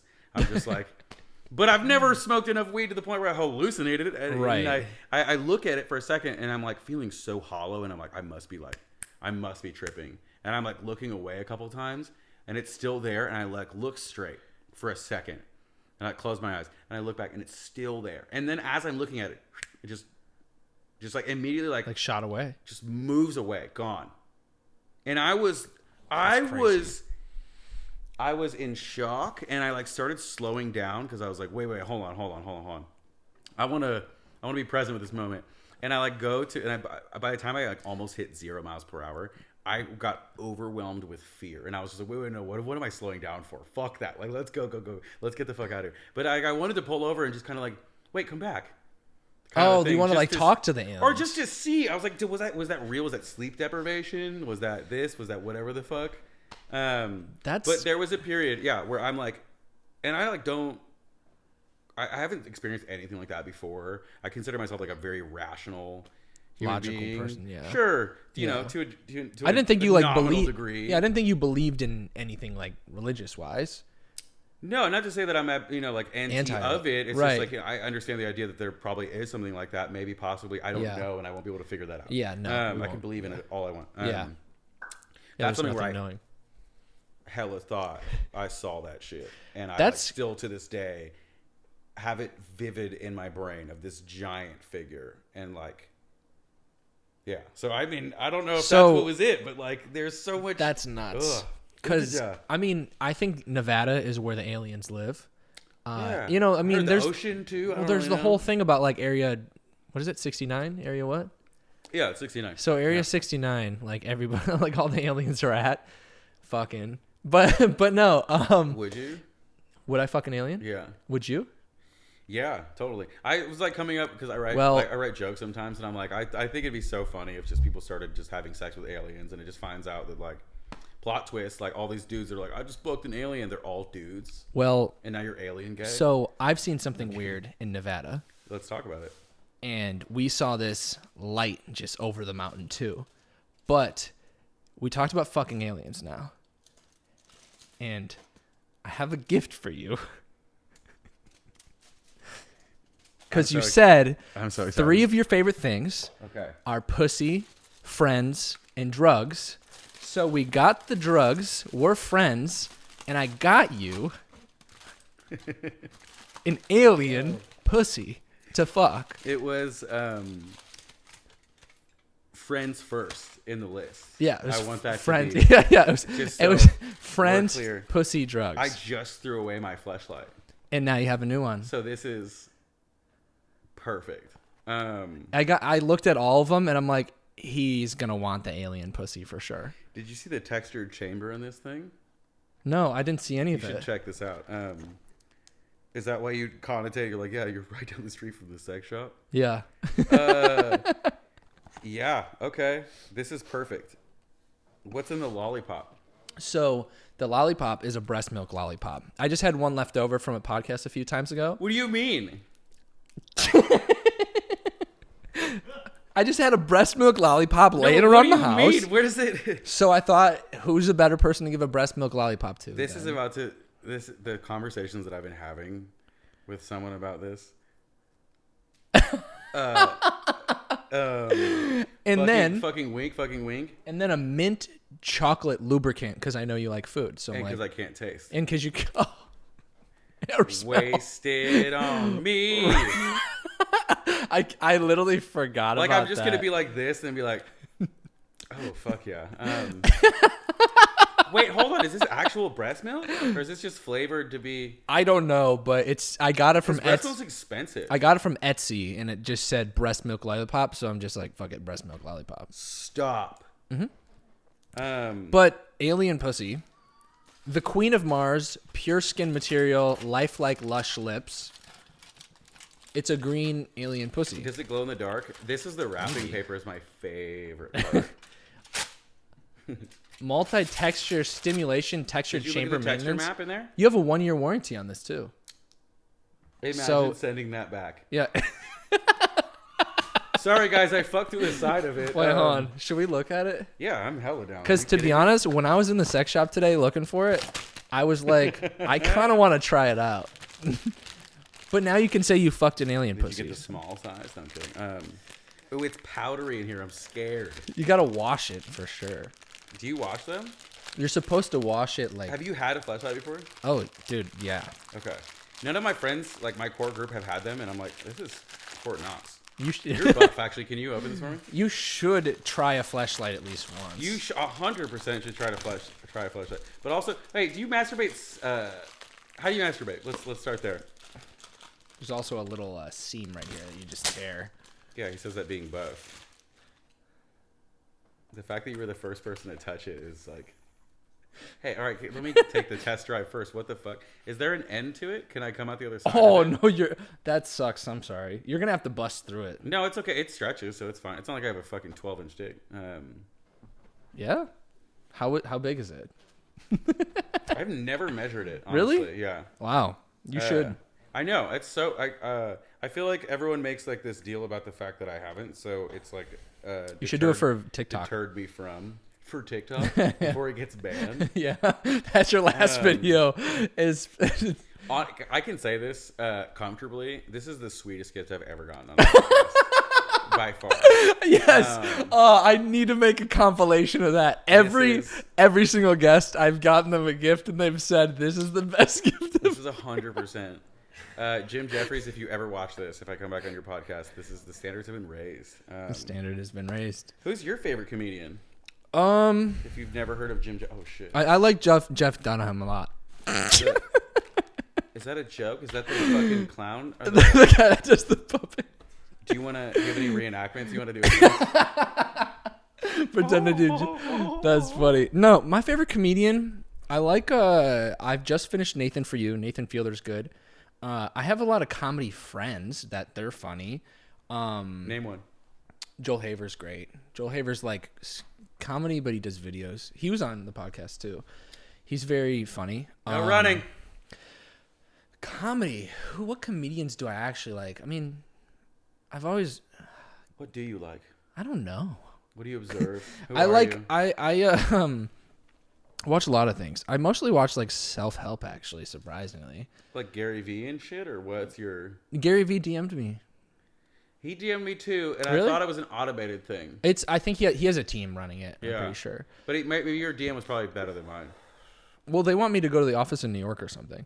Bitch, yeah, you should. One of his people followed me or whatever. Would have talked to him, but I don't think it's actually Gary Vee I've talked to, but comedian. What comedians do I like? Do I like any comedians? Because I just want to make this podcast about you because we never get to hang out. You know, it's like we don't get to hang out. Well, we can talk after too, but yeah. Okay. What are like the top comedians? I like Nathan Fielder. I like top comedians right now. You really don't know many comedians. I don't think I know. I just figured you would because you're funny, but I guess you just don't draw that from there. Whereas like me, I'm more like I don't know. You would think Jim Jeffries is funny. Oh, I think You know who he is, right? Yeah. Yeah, I said the Jim Jeffries podcast, and he was just like, oh, no. I was like, I had no idea who that was. For me though, I like Theo Von. Theo Von's funny. I have a story about Theo Von. So I'm doing the Assholes Live Forever, the first party I ever did for them. And it's me, my buddy Callum, and my brother Bobby. And this might not be the best story. I just think it's so fucking funny. So Callum's working the front of house, and Theo Von comes up, and he's just like, hey, how's it fucking going? And Callum's like, good. And he's just like, my name's Theo. And Callum's like, my name's Callum. And Theo just doesn't say anything. He stops talking. And Callum just kind of takes this pause, and he's just like, yeah, my name's British. It's Callum. And Theo goes, it's going to be all right, man. And then just walks away. Doesn't get any food or anything like that. And I'm like, that is the funniest way to react to someone's name and then the following explanation of where they're from. Like, is that a joke structure that he does where he just waits? He's just like, anybody of anything is like, hey, you can tell they know who you are kind of thing. He just walks up. He's like, right. White guy knows who Theo Von is. And then you're just like, hi, my name's Theo. And you just wait. I just thought that was so fun. My name's Callum. Yeah, it's British. It's going to be all right, man. That's what? Like it was a diagnosis. I think I get it because that's hilarious. It hit so hard. I was like, that's kind of like the dry humor that I go for. Yeah. Because I was like, did he plan that? And then just like, I'm going to go to someone who's working here tonight and fuck their night up and walk away. Well, I think that's the thing is like, I don't know if Theo Von is he a comedian or is he like a commentary in? Is that a... I can't tell because I think I'm not stand-up comedy funny. I don't even think I'm sketch comedy funny, really. I think I'm a different type of funny that's like, I don't even know how to explain it. I know I'm funny to a certain extent, but You're not being kind to yourself, but carry but on. a lot of people say I'm funny. So I guess I'll say, okay, I'm funny then. What do you mean, But statistically? Yeah. a lot of people have said I'm funny. Because you are. But to me, like, I don't think I'm stand-up funny like a lot of the comedians, or I don't think I'm funny like a lot of sketch comedy. Like that comedian friend group, I feel like I'm like the least funny in it. But I'm least funny in their type of funny. Like, I think everybody's funny in a different way, but I don't know if I'm that type of funny. See, I would argue that, and I'm never there, which should change. But like when you're hanging out with your comedian friends, I bet like in groups you make people laugh more than they do. But then they go on stage and probably make people laugh in a way that you would like to. I actually don't make people laugh in groups when I'm in that group. What? Do you not talk? Not as much, surprisingly. Because the Theo Von joke to me is like the same obtuse structure of just like the water glass thing to me, where I'm just like, this is like a performative thing that isn't just like saying words differently. I think I'm more like conversationally funny or something. I don't know how to explain it. I don't even know what my funny is. I know I'm funny to a certain extent. I think that's what I've tried to figure out is like, how could I optimize my funny or talent or anything to like, what does it fit? And that's why I started this podcast, because I thought I was conversationally funny of some sort. I laugh at the clips. So yeah, fuck I think you. a lot of the clips are funny. But it's difficult. I mean, I feel like maybe this is just a new, like, you're at where I was when I started making content and looking at people like you being like, they make funny videos. How do I do that? And now it's like, you're like, I made funny videos. How do I do this in podcast format? I feel like it's all learned behavior. Like, the next thing I really want to do so bad is like start doing stand up or start doing battle rap or start doing something that's like aggressively performative in that instance. Well, like, that's what I've got into recently is battle rap. No, I'm kidding. No. No, that'd be crazy though. That satiated something in me so hard but no, I've like, been just like, that affected our friendship. I've been like, I don't know. I saw Willy Wonka and it changed my life. You know Wonka? Like with Timothée Chalamet, it changed my life forever because it made me realize, because like I said, it took like the year off of being a human being. But like once I saw Wonka, it snapped me into gear and I'm like, whoa, he is so like playful and childlike and like has this like cool, fun energy. Like he's whimsical. And I'm like, whoa, I'm that guy. I'm fun and playful and childlike and whimsical. And it made me realize to tap into my inner child again. I'm like, I got to be myself more again. Yeah, I think I think we pretend to be adults. I think we totally pretend to be adults, and adults is just like you have to become one to perform a lot of the functions that allow you to go through life. But forgetting that we're kids is like right. That's my background on my phone. That's not my background on my phone. That was 9/11. That was my. It's 9/11 right now. My old background on my phone. My old background on my phone was when I was a kid. The red 9/11's even worse.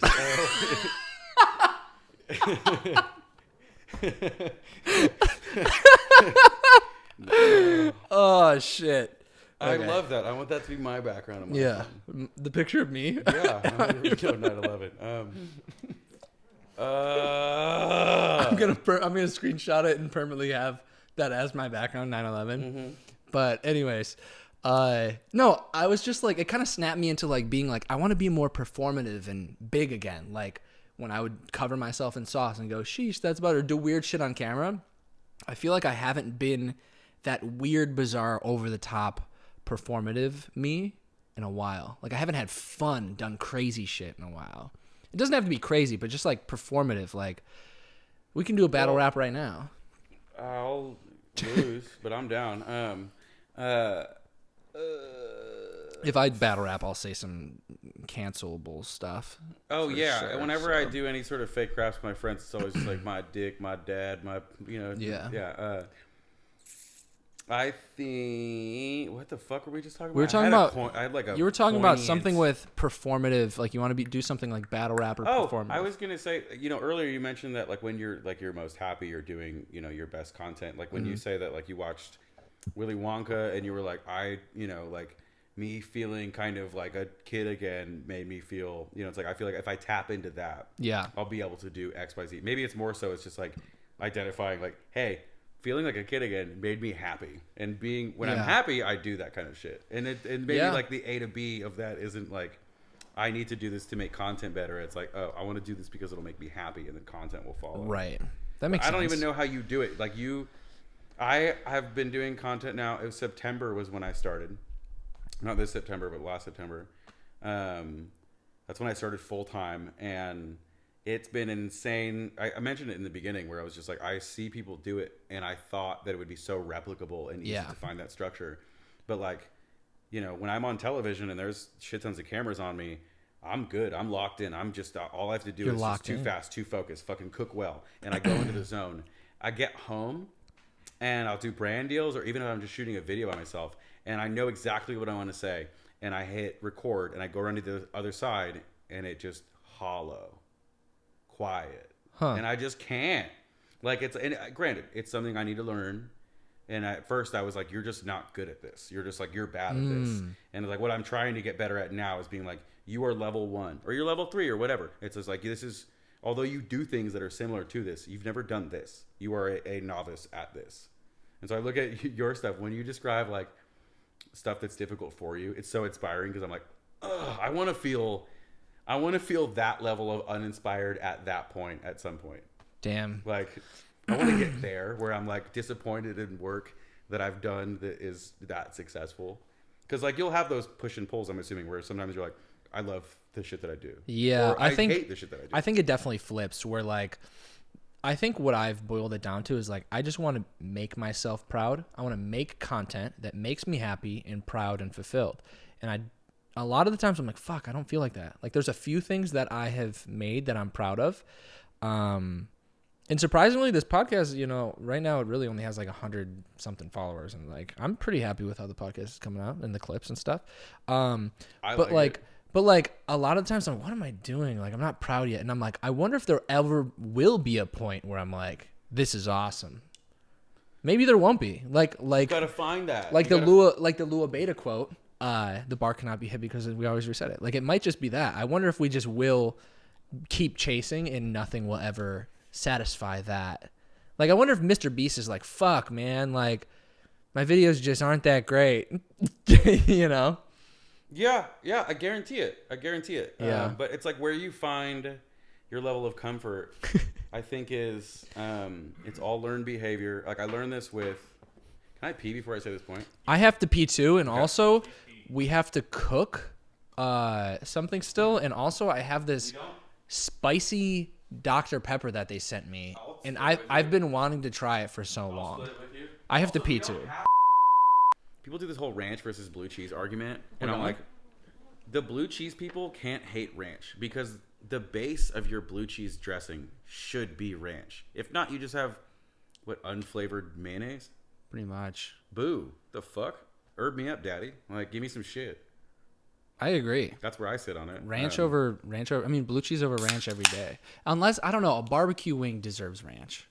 A buffalo. Yeah, a barbecue wing will be weird. It's like you have your salinity. You know what I mean? Like, it doesn't make sense. Like, buffalo wings are so acidic. You need that kind of fucking. I agree. I think any, like, zingy, vinegary wing, blue cheese, but anything else is ranch for me. Like, a teriyaki wing, I'm not dipping blue cheese in it. Or like a spicy sweet chili's not getting blue cheese. A barbecue wing's not getting blue cheese. But buffalo wings, like a traditional buffalo wing is getting blue cheese for sure. It's getting fucked up in that blue cheese. Have you been to Buffalo? For hockey when I was younger. I don't remember it. Okay. That'd be a good place to fucking visit. Is do the whole Buffalo. Maybe we should do a boys trip to Buffalo. I would literally. I have some pop-ups that I've been trying to schedule up there because I used to live there. I lived there for 3 years. Oh, really? Mm-hmm. Near Syracuse. Yeah, it's a couple hours from Syracuse. Yeah. Oh, a couple hours. Never mind. Is that where? Do you have homies there or something? In Syracuse? No, my girlfriend went to college there, and I know some other people that went there too. We'll edit that out. No, I'm kidding. We'll edit that out. That's so funny. Buffalo's hella fucking sick. Outside of it's like tumultuous, treacherous, fucking crazy winters. It's one of the sickest food areas ever. I love that shit. I mean, buffalo wings I have such an affinity for, but outside of that, the food scene's fucking so slept on. Oh, also, I know. I've never seen, and this isn't me talking shit about anyone in specific. I've just never seen people committed to nightlife more than I ever have in Buffalo. I'll get off of work at like 1 a.m. and maybe like go out to the clubs or like the bar or something like that. They'll be open sometimes till 4 if they're wild. And it's the middle of winter, and you see these poor girls in groups, no jacket, no phone, 6 feet of snow, just like. It's probably like Ohio, like Cleveland. I've heard something similar, but they got the like. It must be just be like winter dependent how committed you are, but like just the winters in Buffalo, are they comparable? Have you Buffalo and Cleveland? Buffalo and Cleveland are definitely similar. No, dude, Buffalo gets like 4 feet of snow. Really? Yeah. Buffalo's worse? A lot of snow. I don't know about 4 feet. That sounds like a light day. I opened my door like a movie one time, and there was literally snow to the entire thing. Cleveland's pretty bad with snow. It was good this year. I don't know. Hit that lake effect up there. That's what I'm saying. Lake effect. It was insane. It was just like to the point where I'm like, yo, y'all, I'm proud of you. I don't even know you, but like, I hope you find your Uber and your friends. Like, that is insane. We should go. I'd be down to go to Buffalo. I've also wanted to do a trip to Cleveland I wanted to go with like H. Wu and Fabrizio and stuff. And I'm like, what if? Do you need some Z-list influencers? Because I'm down. Well, I was like, if the heavy hitters are busy, I'm fucking. Well, I was saying like, what if we just like made a big group and just all took like a food tour to Cleveland? I'd literally love to. I That'd don't know be why sick. I have this weird affinity to like go to Ohio. I feel like it's probably the same thing. Like, I've never been to Applebee's, Red Lobster. All of those. You've never been to Applebee's? All of those colloquial middle ground things. I've never been to any of them, and I'm obsessed with consistency. I went to an Outback Steakhouse in the last 3 years, and I was obsessed with the Bloomin' Onion to the point where I'm like, I need to go and find all of these things that people are connotated for. And I feel like Ohio That's is all we the got. state version of those things. But this is all I know. LeBron James, and then The Kelseys, the Paul brothers, MGK, Kid Cudi, Drew Carey. none of those people are famous.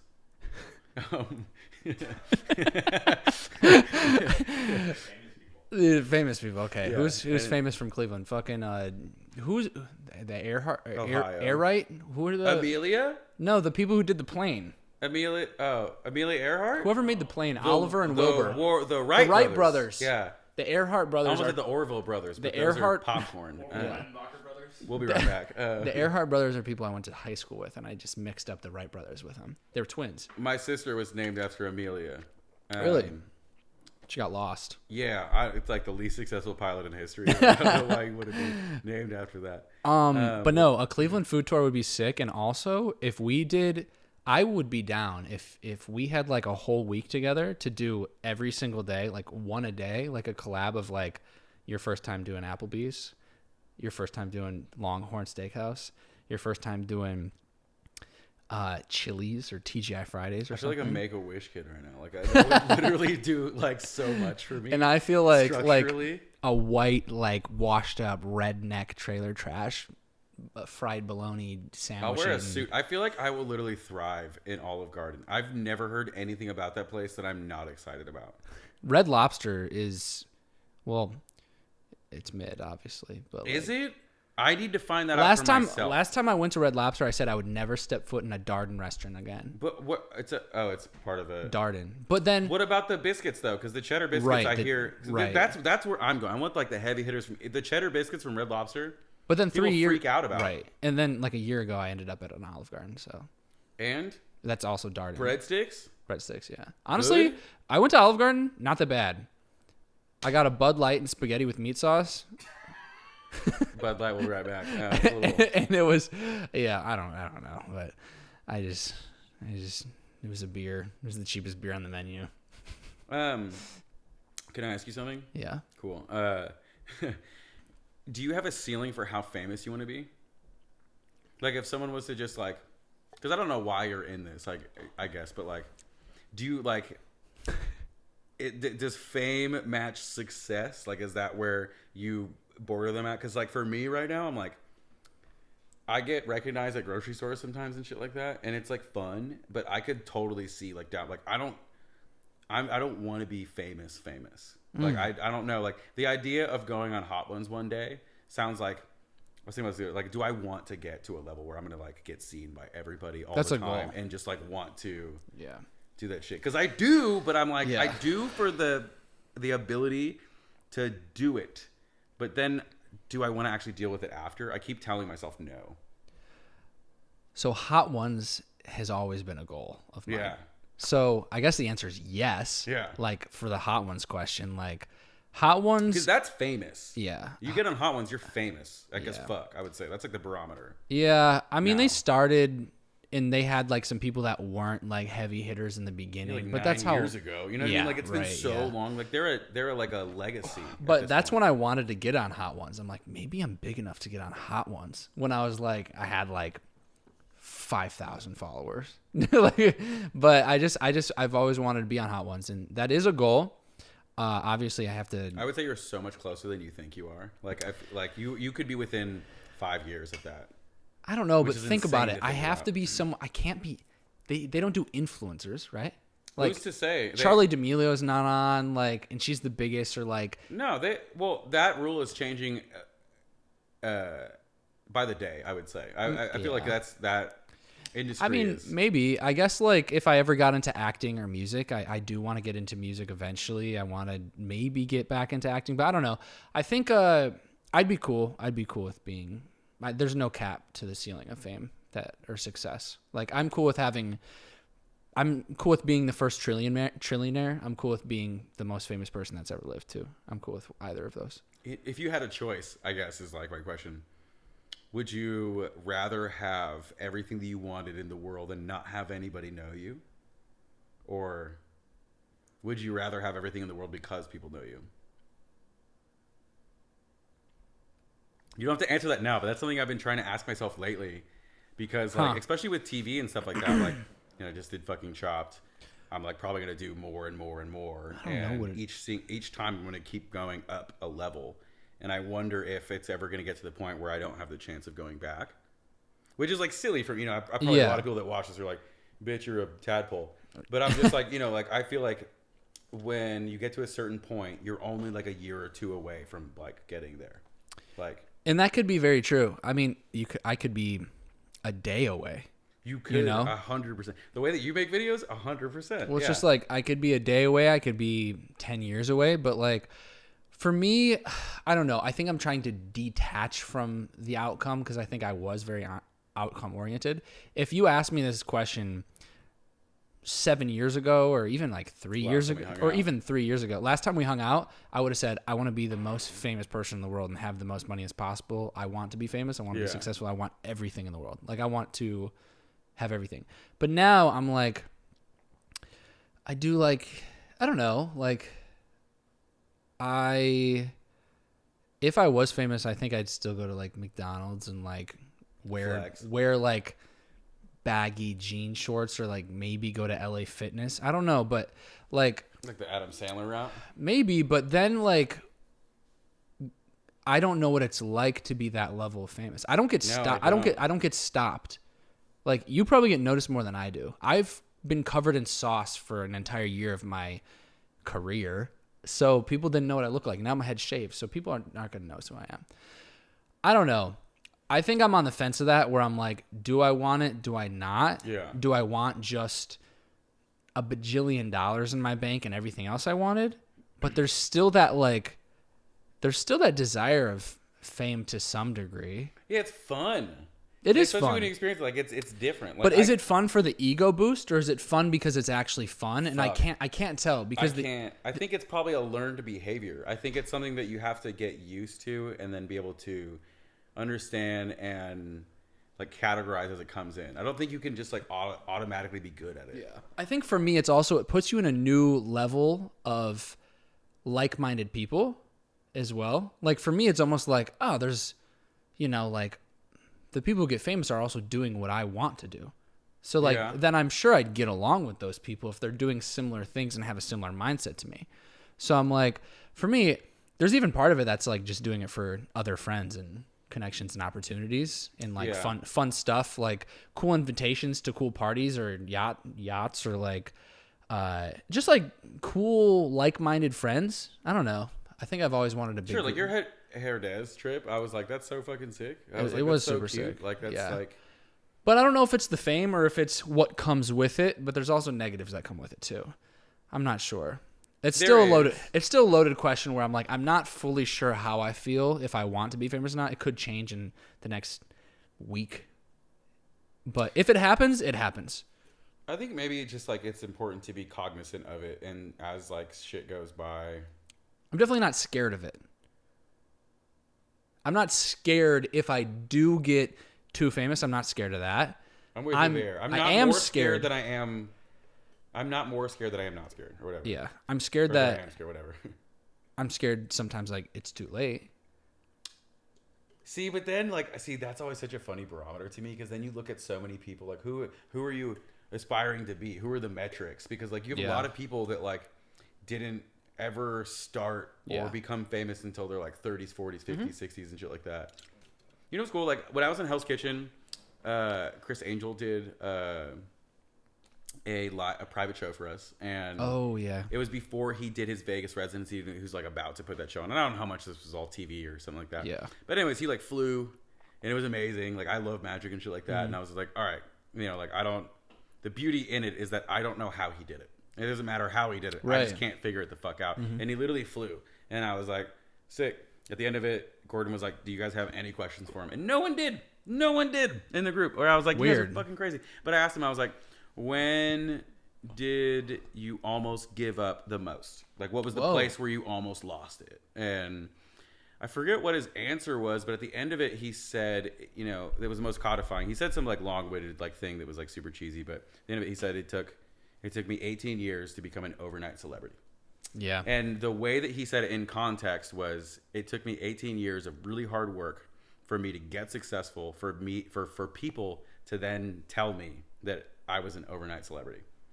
Where I was just like, the way that he said it in context, I was like I don't know. I don't know if I heard him wrong or felt him wrong, but that was his way of saying, like, you can do whatever you want. Doesn't matter what people say. You'll get there, even if they fucking don't catalog how hard you had to work.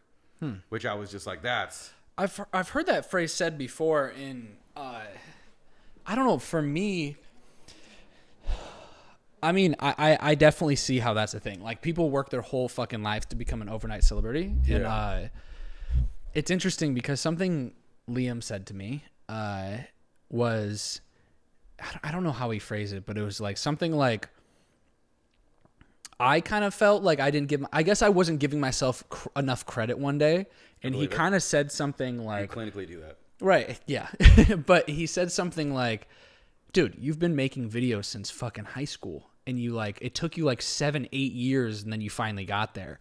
And like, I don't know if he said it to somebody or me or whatever, but I was like, oh shit, right.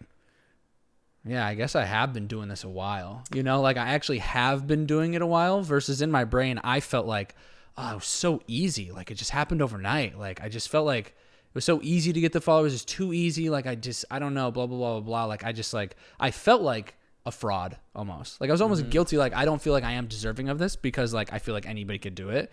Because I felt like I was an overnight success. Which then I go into the mental, like when I talk about like your brain is a company, and then it's just like when you get in that moment where you have someone that's being like, oh, you might be a fraud for this. It's like, hey, if you don't like it, get the fuck out of the company. We're not listening to you. Like, get to the fucking back. Like, I label them, like mine is Sabrina. Her name is Sabrina. So like whenever I have the negative person in my brain that's coming up, that's like not helpful. It's like, go back and get in the file room. Like, Why you're not- Sabrina? I don't know. Just like random. And I do this for my friends. Like whenever we talk about stuff, and I go through this motion of like, oh, you have a bad person in your brain that is working for the same company but isn't working for you. I just label it on top of it. Huh. Yeah, maybe I need to label that. I think I have a lot of crazy intrusive thoughts where I can't tell if it's just self-sabotage and random misfires in my brain, or if they're actually like real beliefs. Sometimes I don't even know what my real thought is from my actual from like fake thoughts.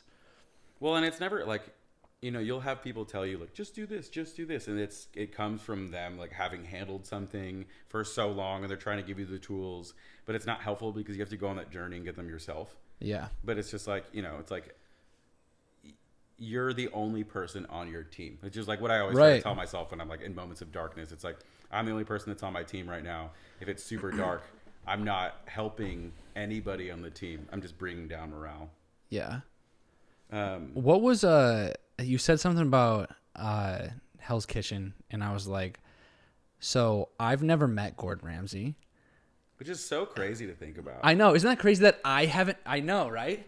I have. I forgot. The Gordon Ramsay. Yo, it's such a sick. That's my favorite tattoo. It's such a good tattoo too. I love it. It's What one the of my fuck? favorite tattoos. It's so sick. It's so good, but people think it looks like Michael Myers, but it's 'cause they didn't it's look. so dope. But wait, didn't I show you that day I we have a first picture of met? it. Yeah, The I first have a day we picture of it. met. You were yeah. in my truck. Yeah. Yeah. I remember I showed you first day we met, but so Gordon Ramsay has reacted to so many of my fucking videos. Probably about reacted to any of mine. right. He's never reacted to any of mine. But he And he follows you though. He does, but But he doesn't what follow would me. you rather trade? And you've met him. So you've met him and he follows you Went out and to dinner with him. and you went to dinner with him, but his also his daughter followed me and then unfollowed me within 24 hours. Which one? The older one, not Tilly. Sorry, Gordon. I don't know, the older one or whatever, but His daughters are hot. but I'm sorry. Like his oldest daughter. Like what I think, if it's the one I'm thinking of. the blonde one? I don't remember. We'll be right back. Anyways, one of them followed me. It wasn't Tilly though. It wasn't the youngest one, but I remember one of them followed me and unfollowed me, but I think it's because she saw Gordon reacted to like 5 of my videos or something. But yeah, so he's reacted to a bunch of my videos. He's never followed me. I'm like, come on, like follow me, blah, blah, blah. He knows who I am. He knows my fucking name. And then I get this tattoo of his fucking face. Only video he hasn't reacted to. So The legendary. only video So he hasn't legendary. reacted to. Which sucks because he's probably seen it. There's He's no way seen he it. hasn't. Literally, I think I probably sent it to him too. dude, people like, I think he has seen it. I think he has seen the video, but he just didn't react to it because it's not food. But I painted my nails. I got Gordon Ramsay nails. Remember that? I got the nails of Gordon Ramsay. I fucking did everything, bro. I would say that it's... I tried every Gordon Ramsay restaurant in Vegas for a video. He still hasn't followed me back. Did you ever hook up with Trent while you were there? Yeah. I remember I talked to you. Awesome. Trent Okay. gave us a free meal at his fucking place. Really? Yeah. Oh, cool. I'm Yeah. glad that worked out. Yeah. I can't remember if we talked about it past that. The only thing that I'll say with Gordon is that it might not be personal. It might just be scheduling. Like he goes literally from show to show. Yeah, he's so busy. He never fucking stops. He's always on the fucking roll. He's never reacted to any of my videos. I've done a shit ton of videos that are like Hell's Kitchen related too. Never done a reaction video of mine. So I would say, higher on the standings than I have. You're on his physical Instagram. Yeah. I'm not. Well, what's he like, though? I hear nothing but great things about Gordon. And you're right. I don't, I've never hung out with him at like 4 a.m. after a bender or something like that. So I don't necessarily know the deep dives. Right. Or even if that's an available thing that he does. But I met someone that was really nice, that cared a lot. He's exactly who I wanted him to be because I grew up as like a young cook wanting to get Michelin stars, watching Boiling Points. And he's a good cook. He's a god, I would say. Wow. He's in the category of... people hate on him a lot because the style of food that he makes is of a particular era. And now that shit has moved on like crazy and that food has evolved to a particular standpoint, people look at his food and they're like, oh, it's kind of basic. But he grew up and pioneered during a period where it was like very uber, like what we consider hotel food, French food, center of the plate, no hiding, starch, sauce, protein, vegetable, French techniques, just very, very minimal. So I understand why his food is super successful now, because in the old days, being very consistent was hot, and now it's scalable. So all of his places now, I understand why he's fucking crushing it. 'Cause Yeah. But, dude. He's a guy. He's so nice. I I mean- remember there's a couple times where I roasted him, where I was like, "Ooh, this might be a bad idea," and he just gave it right back. He's just like one of the, he's British, so I call him one of the lads or whatever. But yeah, I remember the first time we went out to dinner, I was just like, "Chef, you played sports, right?" And he was just like, "Yeah, I love football." And I was like, "Yeah, you ever thought about playing a real sport like rugby?" And he was just like, I forget what he said, but it was like very poignant. But I've never met someone who cares more about food on that kind of level. It's funny because his kids say they like their mom's cooking better or something. Bet. which is so crazy. I bet she probably cooks hella fucking good. Yeah. Like, his stuff you don't necessarily want. You know, his stuff is you don't want it incredibly every day, but- impressive and wins awards and runs restaurants, but that's not always. His food like, was good to me. Like I've never had beef Wellington, and I don't think I ever wanted it again because I ate fucking 7. I didn't eat 7. I ate 4. I think I ate 4 beef Wellingtons within like 3 days. Oh, okay. And I was like, I don't think I ever want to eat beef Wellington again. But it was good, and his sticky toffee pudding, best thing I've ever. Oh, had. it hits so fucking. It's so good. annoying. That's one thing where I'm like, it doesn't matter where you go. That one's actually really good. 'Cause That one's some of the, really some of the good. restaurants, I'm like, you have to do it a particular way because it has to Yeah. sell in a restaurant. It can't be the best beef Wellington in the world. It just has to be the Gordon Ramsay beef Wellington. But also, like more so a moment in time. Than Yeah. It is like, that was such a But fun this trip coffee for me. pudding. It was such a fun trip. I mean, we went to Vegas for my birthday. We ate every Gordon Ramsay restaurant, and then we fucking shot machine guns out of a helicopter. I've been following them ever since. Is that where I got that from? yeah, Gunship helicopters? yeah. Yo, in Vegas. was that so everything? sick? Ugh. So sick. We literally ate like the weekend. Like we were just like okay. So what we did is we went for my birthday. Day 1, we went to see Zed at a nightclub, Sick. which was awesome. And then day 2, we ate at every Gordon Ramsay restaurant. And then day 3, we shot machine guns out of a helicopter at targets on a mountain and then shot a sniper rifle in the middle of the desert. And then we just drove back home. It was so sick. It was such a good birthday. I almost just moved to Vegas. Yeah. And it was just me and Liam. It was just us two. That was it. I would have came. I'll change my name. What does it have to be? If All you right? change your name, you Is can it because come. I turned 30? Is that why you guys don't want to hang out with me? Just change your name to Liam and you can come. and do it. Okay. Fucking done. Whatever. I'm not attached to this name anyways. Everyone has it now. Cody. Mm-hmm. Cody is. I haven't met I one don't that know. I didn't like. I haven't met many Codys. I don't think, to be honest. I have met probably less than 20, but I haven't met one that I don't like so far. You have a friend named Cody. Does he suck? No, it's like you're a godfather to a Cody, aren't you? Not his kid, one of his kids. Oh yeah, to his kid. Oh, the kid's name Cody? Yeah. Kid's name, not Cody. We'll be right back. Should we cook? Should we eat something? Do you want to Dr. Pepper it? Because we got the You spicy wanna do Dr. both Pepper. at the same time? I was just thinking maybe we can just wash down some Wagyu with a Dr. Pepper. Yeah, I can do that. Yeah. Let's try it out. I'm so scared. What do we do here? Do I... Yeah, I guess we can just get. Do we bring the food over here? You can bring it over there. Yeah. It's there. Yeah. If you sound like And then I cook the thing here? Yeah. All right, I'm fucking down. Is that cool? I'm down for literally whatever, yeah. Oh, I have the burner. It's a really like dusty. Dude, I haven't used it in so long since I started making cooking. Like since I was You're making. good. Have you seen me do... You see my kayak video? No. I saw your videos of you cooking outside, and I think those are sick. Oh, you have to light it. You have to turn the gas on, and then light it with a lighter. It's not great. No, this is the gold standard. I do this. If I have a pan, I can cook a steak on this. This is the only... Oh, so you need a pan. Do you need a cast iron, or do you need like a stainless steel? Just not that there's any wrong answer here, but did you think I was just gonna cook like on... No, I didn't know what Like pan. stupid. I thought you brought your own pan almost. You thought like s'mores it. Yeah, like that. Like make s'mores with It's it. pretty quick. That's crazy.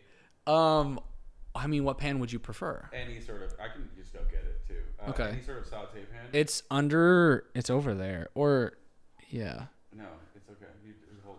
Okay. you can cook on the stove too. It's easier. Oh yeah, well, you can. I guess you could cook on the stove. Do you want me to... I can do it on here. Your other way. Oh.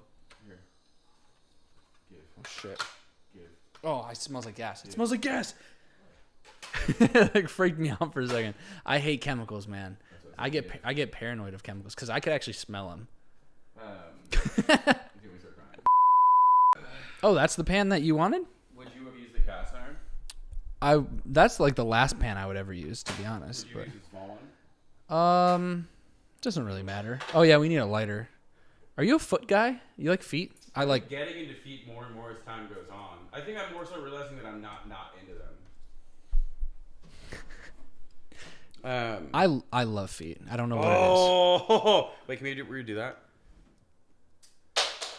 for both of us. We'll be right back. I don't know what it is about feet, but I've been getting into the feet, all that stuff, to be honest. Feet, armpits. Maybe it just comes with age, where you just like after a while, you're just like you've explored so much, and you're just like, you just need the new excitement. Maybe I should venture out, away from. Yeah. You want me to tell you about the first time I had sex? Let me tell you. So I was 13 years old, and I had I had hooked up. Something's gonna go wrong. That's crazy that you're just cooking like that. I just want to make sure that my wiener and also this microphone is locked in. I can feel some warmth underneath too. This might get. Hey, dude, if you need me to drop the pieces. It's called Reese's Pieces, by the way, not Reese's Pieces. But I could drop the pieces if you want. Actually, you know what? Oh, you could put it on top of a cutting board or something. That's perfect. Oh, yeah. Well, I don't even think we... Can you take this pan, actually, and give me the cast iron? Sorry. I knew it. There's just some fuzzies. Who's the real chef? There's just some fuzzies on there that I was like, oh, no. Who's the real chef now? I should have won Cutthroat Kitchen. You'd have been great on it. I would have lost. Dude, cast iron's on the stove. The only thing that I can make that's actually good... Lace me up, Daddy. Perfect. I'm going to be honest. This is not seasoned. I washed it with soap. It's okay. I don't really need... You washed it with soap and then dried it after, though? Like, there's not, like, raw soap on it? No rust. Then we're fine. Okay. There's enough fat in there. So, if you could guess the one dish that I think is my best dish, what do you think it would be? That's, like, very... I'll just tell you. I want to... Or do you want to guess? Shepherd's pie. That's crazy. It is. No, I'm kidding. Damn it. It's butter chicken. Okay. No, it's not even butter chicken. It's tikka masala. That's the only thing that I could cook that I'm like, wow, this is actually, I'm impressed. Like, I'm proud that I can cook this. I wonder if it's just like, I'm going to overanalyze you for sure on this one. But is it just something where you're kind of judging yourself on the process and you like that one because you know it's good, but you're just like afraid to do the other ones because you might not be good at them? No, I just like, I've cooked other things and I'm like, that's a lot. I cooked other things and I'm like, it just, this is the only thing that I actually think I'm good at making. I've tried making sushi. It was whack. Is that one of your favorite things to eat? Sushi?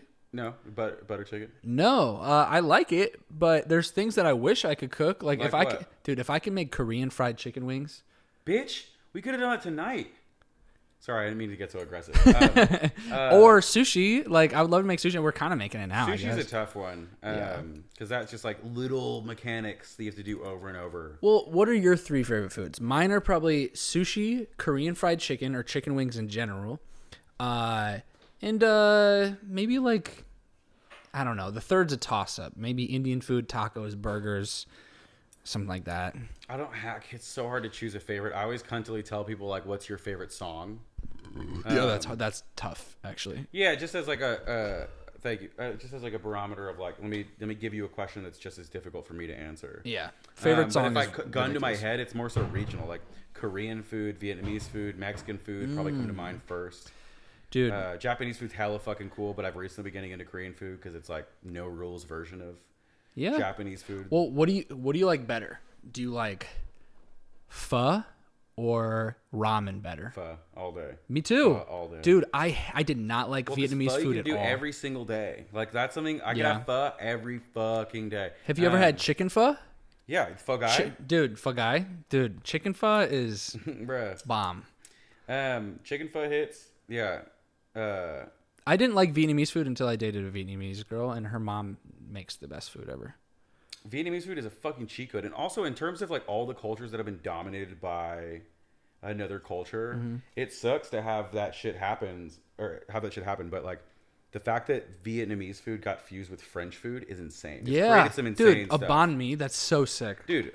French bread? I'm just going to make sure I'm not on fire. Hey, can you slide that underneath me real quick? Yeah. Perfect.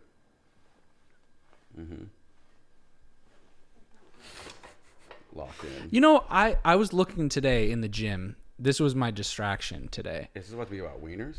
Yeah. Sick. So I wanted to clone my dick.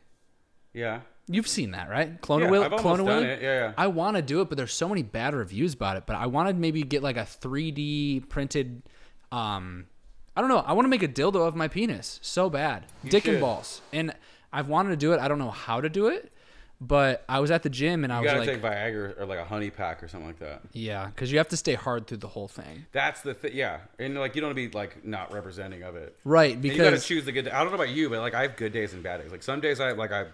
at my dick and I'm like, you know, and then sometimes I'm like, fuck yeah, dog. yeah, Let's go. I think I need to We're like going to go. the grocery store. We're going to the farmer's market today. Yeah. But I think if I go to like do the Clone a Willy thing, I'm gonna be disappointed and be like, my dick's bigger.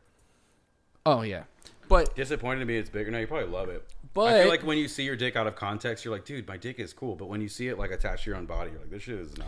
I've been complimented on my dick a lot. It's like a banana. Wagyu and Otoro. Okay, I'm a chef. I'm more of a chef than I even let on, to be honest. I'm not a 100%. chef, but like I know a decent amount about food. This is going to smoke in here, but we'll be right back. It's okay. We don't have to cook these two things. Or just this one thing. I'm not going to cook this tuna. It's too good. Yeah, I did that thing where I was cooking on the kayak, and I was like, this is so much goddamn fun. It was way easier to do. Like I made... Than this? Way easier to do. I was doing like skewers and I did burgers on it once. Well, because I have like the little setup over here and I got my little meats on the sides. What are we doing with the shisho? Can't even say it. Shisho leaf. It's just there to catch any of like the. There's no, it's just decorative. I was about to make up a reason and there is one, but it's like at the end of the day, really, it's what it is decorative. I wonder if this sounds awful on camera, but it's fine. It doesn't look that bad. Sick. Does it look good? The audio is fine. The audio is fine, he says. So we got American Wagyu. This is one thing where it's like I see people like there's like been a craze. Like this used to be such like a luxury item that was like very difficult to get, even if you were a restaurant cook. You had to like fucking know a guy. And now it's like everyone fucking has it, and it's kind of like tough because like I feel like I see so many recipes with it, and everyone's doing it rare or medium rare or even like barely seared and raw. And I'm like, you know, it's like when you have a Wagyu or any sort of like Japanese-esque heritage, that whole situation, there's so much fat in it that like if you want it rare or raw, it's like 20% meat. So it's mostly fat. So if you want your 20% meat to be rare, then your fat's going to be like completely unrendered and like chewy. Yeah. This is the one time where I'm like, you can cook this medium, you can cook this medium well, and it's honestly kind of fire. Like I've cooked it well before. dude, I fucked up. fire. Yeah, I fucked up Wagyu and I made it well and it still tasted good. See, I don't even know if it's fucking up that point because like if you're at a sushi restaurant and they're serving it raw, they're usually doing it super fucking thin, and then they're hitting it with a blowtorch right after to warm it up. Dude, I've never known this is how you cook Wagyu. I've seen you cook steak twice now, and each time you've done it very similar. And Straight pan. I'm like, well, no, like you flip. Oh yeah, that's always been like drilled into my brain is the heat transfer.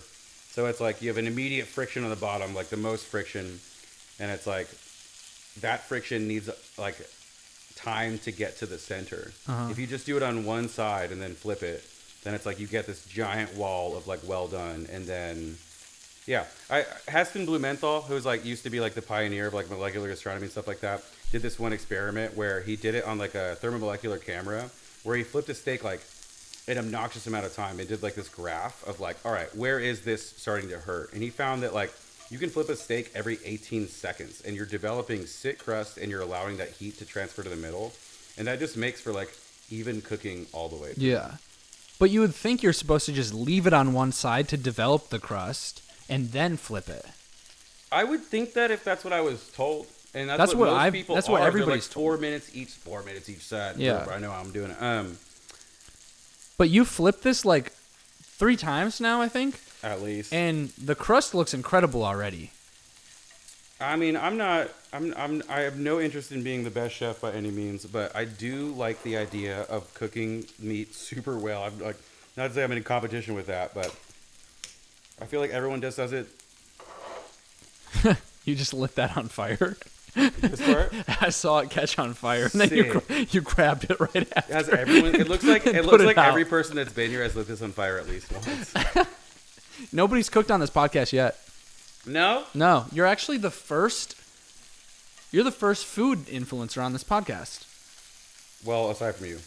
Aside from me, but I don't even know what I am anymore. I don't know if I'm food, adventure, lifestyle, whatever, talking. Dude, I don't even know what I am. It's been like a year and a half of me doing this, trying to be like you, and I still have no fucking idea. So to hear you say that is so fucking refreshing. You have no idea. No.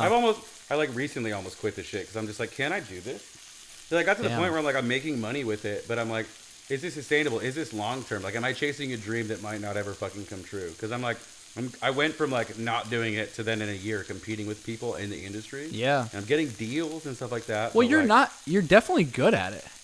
Like you're not you're not oblivious to I'm trying how really to fucking do it hard. because like when you first started versus now, I'm like, oh, like you're in my opinion, you're an influencer now. You know what I mean? You're a cook at heart, but you're an influencer now. When I look at your page, I know what you do and I know what style you're doing. Like I understand it. But I think like sometimes you look at people's pages and you don't know what they do necessarily. Yeah, that's what that's what I feel like about me. Yeah. But I think I get it. And your content is leveled up for sure. And it's funny because like when we made seafood risotto in my bedroom, I learned so much that day. Like you learned about like the camera stuff and you applied it, and that's like a lot of your content is like it's cinematic, more cinematic than mine now. Actually, I just use my phone now. I don't do my camera. So much that day. See, that's the thing though. Now I'm like, do I go back? I never went there. I never did phone footage ever. And so now I'm like looking at everything and I'm like, fuck man, did I pigeonhole myself into like does my whole situation revolve around being able to do that now? Can you chuck that out over there for me? Yeah, you could always switch back and do. I want to start filming with my phone. Just I filmed a couple things recently with my phone, and I was like, people liked it, and I'm like, what am I doing? You could literally just try one with a phone. Because for me, I switched to phone because I realized everybody was just filming on their phone and getting more views than with a camera.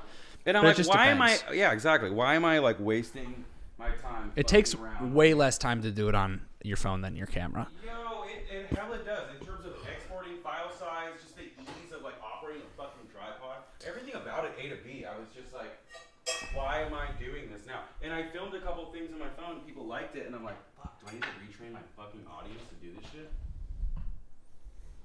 So what do you call these? Fuck, man, I feel like I'm cultural appropriating. I've been like making some Asian-esque menus for years now, and like not having any experience in Asian kitchens, just like being obsessed with their cultures and stuff like that. So this is just like my family night meal. Like this is like one of my go-tos. Asian food's my favorite, so. My structure. Wait, should we have one first and then crank that Soldier Boy? So what do you mean? So you get to enjoy this before we. Room temperature too. It is room temp. Fuck. Do you want to just try this first? Oh wait, no, you're saying try it after. Yeah, can I make you one first? Yeah. We No, we're not doing spicy Dr. Pepper before Korean hand rolls. I mean, we could, but at what cost? We're just not gonna like the rest of the night. Is this butter lettuce? No, this isn't butter lettuce. This is red leaf. Yeah, this is why I think it's that's why I asked. It's kind of Vietnamese-ish because there's the cucumber, there's the red leaf lettuce, but then there's like the fish that confused me because it's a little Japanese, and then the nori kind of makes it look a little Japanese, and then there's the sauce that looks a little Korean. And then it's just like, where do you go from there? You know? Right.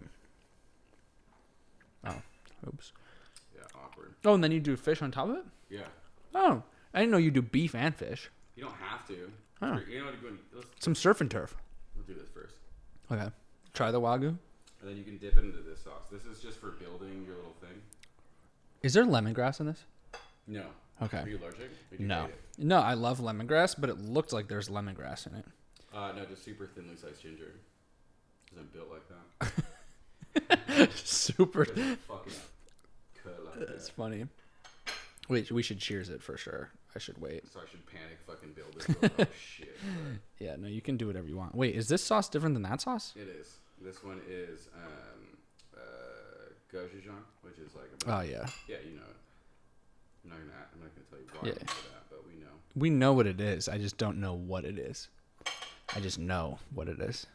I'm panicking. No, you take your time. Take your time. No, People are just gonna swipe off, so that's gonna kill the retention time on this swipe video. up. Oh, Swipe I thought we were cheersing, but Now we are. there we are.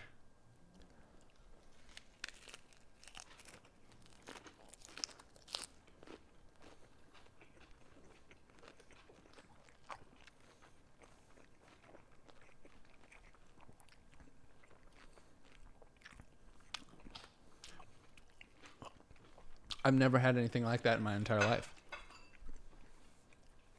You're like, I've never felt this disappointed. No, it's Let me make you one just with the fish now. it tastes kind of like how I described it before I ate it. Yeah. Like a little Korean, a little Vietnamese, and kinda in like a dash of Japanese. You kind of pigeonholed me right there where I was like, all right, well, I'm going to go from here. Just kind of got it unlocked. But it's good. I like it. I don't know what it is though. Like the sauce confuses me because I've never had a sauce that tastes like that. That's Korean for sure. Yeah. It's like if you had nuoc cham in Vietnamese food, it's like a nuoc cham, but like with Korean heaviness. You want to try the one with the Yeah. fish? I would love to. Here we go. Wait, you want one? Were you pointing at him? I was. You want me to build you one, dog? Sure. You want a meats or a peach? This is Typical meat man. Over there. Just want to smell it right now. What's that like? This looks way weirder than I thought it did. I was like looking at it through the camera. way weirder. Yeah, like there's so much going on here. Mm-hmm. I didn't know there's like. This is meat, literally- cucumber, there's meat, there's How do you feel now that you're here? Do you feel scared? No. 'Cause you feel can't. excited, No, this is great. This is like tingling. There you are. Hand dip, clam strip, salami and Swiss, pastrami and kids. No, I could eat this a bunch. This is like, what'd you say? You said it was like a family meal? Yeah, where it's just like you can make whatever the protein is, whether it's barbecue chicken, anything like that, you get the same accoutrement. Yeah. Like this stuff on the side, and you can just do the same thing. Right. There's like This with like a side of steamed rice. I can eat. It doesn't matter. Chicken, pork, mushrooms, whatever. you could even do it with fucking vermicelli if you want. 100 fucking % Right. Vietnamese style. Yeah, then you get into the exactly. Well- That's exactly that. You could bulk that up with rice, steam or rice noodles, rice noodle. Well, I've Vietnamese accent's so funny, well, bro. I've had Dude, it's so funky. They're like the Dutch, but for Asia, where I'm just like, yo, you all sound so funny. well, I've had something like this, but it's like Vietnamese hot pot type thing where Love hot pot so much. this is like it's like a bubbling like hot pot thing, and then there's something that looks like this except it's lemongrassy and kind of brothy and sweet. Okay. And then it's the red leaf lettuce. There's cilantro, Yeah, culantro, all the and then there's a mints a and bunch of like purple the mint and all that stuff. basil. Yeah, and then you put shrimp and steak in the hot pot, and it cooks, and then you take it out, and then you put it into just the lettuce with some stuff on it, and then you just dip it in the That's my nook mom, favorite. and then you eat it. Bruh, yeah. Yeah, it's so good. And this is like a Korean version of Hot that. pot is my favorite shit. All of the variations of this is how I like to eat. Because like Korean barbecue is super cool, where it's like you get a bunch of stuff, you cook it on a grill. Yeah. But hot pots are that, but with soup as the application as opposed to a Yeah. grill. And I'm like, I get to eat the soup after too. Bitch. Yeah, this is very like Korean that. A Korean version of that Vietnamese thing that I'm thinking of. But it's really good. I definitely could eat this a bunch. And I'm going to see if I can make myself one. I don't know if You're like, no. Has to be bigger, right? There you go. It's a big boy. More of a platform. Get this one out. Oh, I thought you were going to make it for me. Okay. No. I want to see if I can do it. Boom, right? Mhm. And then what? Cucumber or seaweed first? Base, seaweed, cucumber. Oh, shisho, cucumber, And then whatever. and then I'm gonna do. Yeah, I'm gonna do both now. Surf and turf, and then foldy fold. Hold on. I feel like this piece will work better for you. Smaller piece, so it's not. Just a more like separated one. Oh, okay. So it's not over. That one will work by itself because it'll be more steak texture. But if two things are steak texture, then you might Surf and turf. just fucking die. All right, cool. Wait, dude, if you shotgunned a spicy Dr. Pepper, I'd lose How my bad mind. is this? Oh, no. Do you know? Like, I'm so down to do this, but is this like secretly like ghost pepper? I've never had it. Yeah.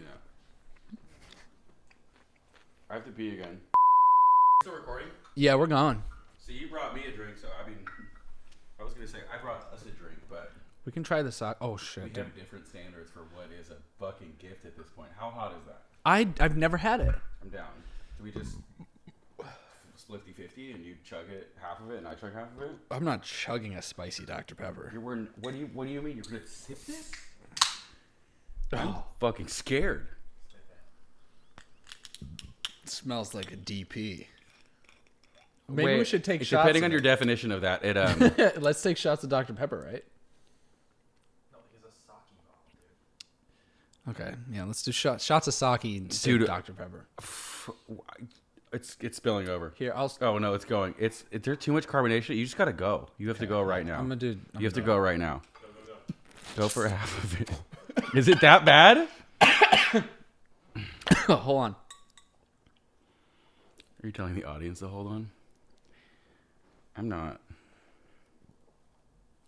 prepared for this. It's spicy. Oh, I breathed in and I felt it. Yeah, that's why I coughed. If you breathe in, you feel the spice. It's spicy. It's a spicy. You're chugging the whole thing. You're chugging the entire spicy DP.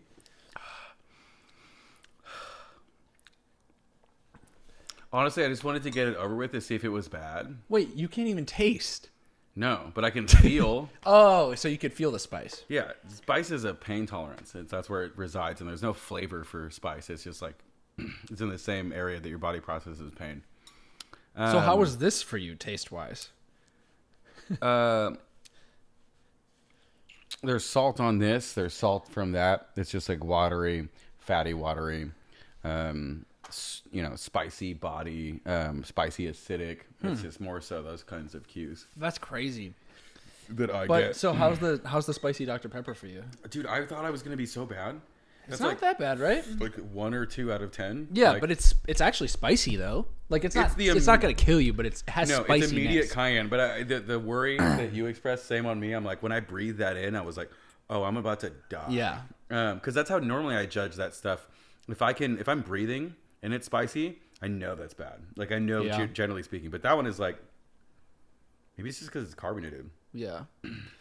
All right. Well, if We we're gonna survived. get some spicy wings, I mean, if we're gonna get some 50-cent wings after this, I guess I should say, what's next in your life? What is your dream life? Your ultimate goal? What is next for Cody Candelario? Cheers. I don't know if we have to bleep this out or not, but I have a new show coming out. I don't know when it's coming out. I did Chopped. It went really well. Really well, how? I fucking beep. Okay, so I'll just actually, you know what? I don't want to know. I want to watch it and then Actually? see. Yeah, I want to watch it and see what happens. Damn it. That kills my next thing. Oh, well then you can No, tell I'm me. kidding. I'm kidding. Outside of that, although like my year plus into being an influencer and stuff like that, it took me a second to find like a home in terms of like what content I want to put out. But I did do something semi recently where I had like a very important like private event cancel, and I had all these ingredients, and I was just like, I don't want to resell these. I just want to give this away. And so like me and my brother had this idea of like, how do we just feed people for free? And so we just like, got a sign that says like, when was the last time you had a home cooked meal? And I just set like up a kitchen in a park, and we just held the sign until we found someone And it was so cute. It was like exactly what I wanted. I like had when I was a kid, I left home early and I like was homeless and stuff like that. And you know, I've always been trying to find a way to satiate that thing. Yeah. And it was beautiful. I met like a traveling nurse who moved here because there was a shortage of nurses, and the place that she moved into that was company provided didn't have a home kitchen. And I was like, this is fucking sick. But you know, long-winded way of saying, it was the first piece of content that I put out where I was like, I love this. This might not be the best thing I've ever put out, but I love making this. It was so much fun. It was hard and emotional, but it felt good. And I'm kind of now at the point where I'm like, it would, you know, I make money from brands, and I, you know, take that money to make culinary content and then put it out. But who's to say that I can't give that food away for free? And so maybe right now what I'm thinking is I've opened up food trucks and stuff like that before. Maybe I get a food truck for the purpose of it housing all this content, and then take it on the road and have it be paid for by sponsors so I can give the food away for free. That'd be sick. It's kind of my next goal is like I've been doing more of these videos that I have more to put out, where I just go out with the intention of, you know, food for free. Anyone who needs a meal can get it. And it'd be really cool if I can continue to get sponsors to that effect so I can do that on a bigger scale. Dude, that's awesome. Actually, I had no idea about that until now. And I think that's actually a great idea. I think you should go with that. I think giving is like one of the best things you could do in life. I think just that's literally like one of the best things. And I think also with that type of content, I mean, one, it does well, but two, you're also doing something that like fulfills you and you feel good about. Yeah, it's the most sense that content has made. I've felt really good with making content before, but it's all like the ego of like, man, I did that really well. I did that blah, blah, blah. But this is the first thing where I'm like, I get to satiate all the categories. Right. You're doing something for not just yourself. You're doing it for other people. Yeah, because like you're giving to people and like helping others and stuff. And I think that's great. I think you should do that. I think you should hop on it as soon as possible. I could see it doing really well if you just really think it through, the format that you want to do it in. Like really plan like how I want to start this video. How does it look? How does the final image of this video look? And send it and just make a few of them. I think it could do super well, and I think it will help a lot of people. Well, I want to show you the format then and to see what your opinion is on it. Because sure. I have no idea what the format's going to be, but this is the first time where I'm like, I am failing at something and I'm so bad at what I know I want it to be, where I'm so comfortable at the beginning. Yeah. Where I'm like, I don't care if this is bad because I like really think that this is cool. And you also make good food too. So giving away the food's even better if it's good. It was fun. Yeah. It was really good. And if you have, and if you have fun doing it, and it like it sounds like it checks all the boxes. Like it helps people, it'll do well, it makes you feel good. I don't know. It's a win-win for everything, in my opinion. Let's do it together. Yeah, I'd be down to do one for sure, or 2 or 3 or whatever. And if you ever want to come on again, let me know. If you ever want to obviously hang out, I'm fucking down. We can. I miss you. I miss you too. Ryan, I miss you so much. Ryan, we don't talk about this enough, but I've never stopped thinking about you. Okay. I'm gonna send this one to Ryan. Everything that I said to you, and it still stands. Ryan loves you, but I think he doesn't love himself enough to realize that people can love him. Boo. I know, right, dude? His podcast, like he was on a podcast, and a lot of people hit me up after, like, "Is your friend good?" And I'm like, fuck. I'm like, dude, we could go on Discord and talk to him after this. It's the only way he communicates? Stop. That's so on brand. What the fuck? Thanks for having me on. Yeah, of course. And let's go get some wings and we can talk some more about some other shit too. Let's go show each other our chests. Yeah. All right. If you ever want to come on or you're ever in town and whatever, let me know. Thanks, guys. All right. Later. See you guys on the next episode. You got to let me know how that pocket pussy turns out. I'm going to go find out right now.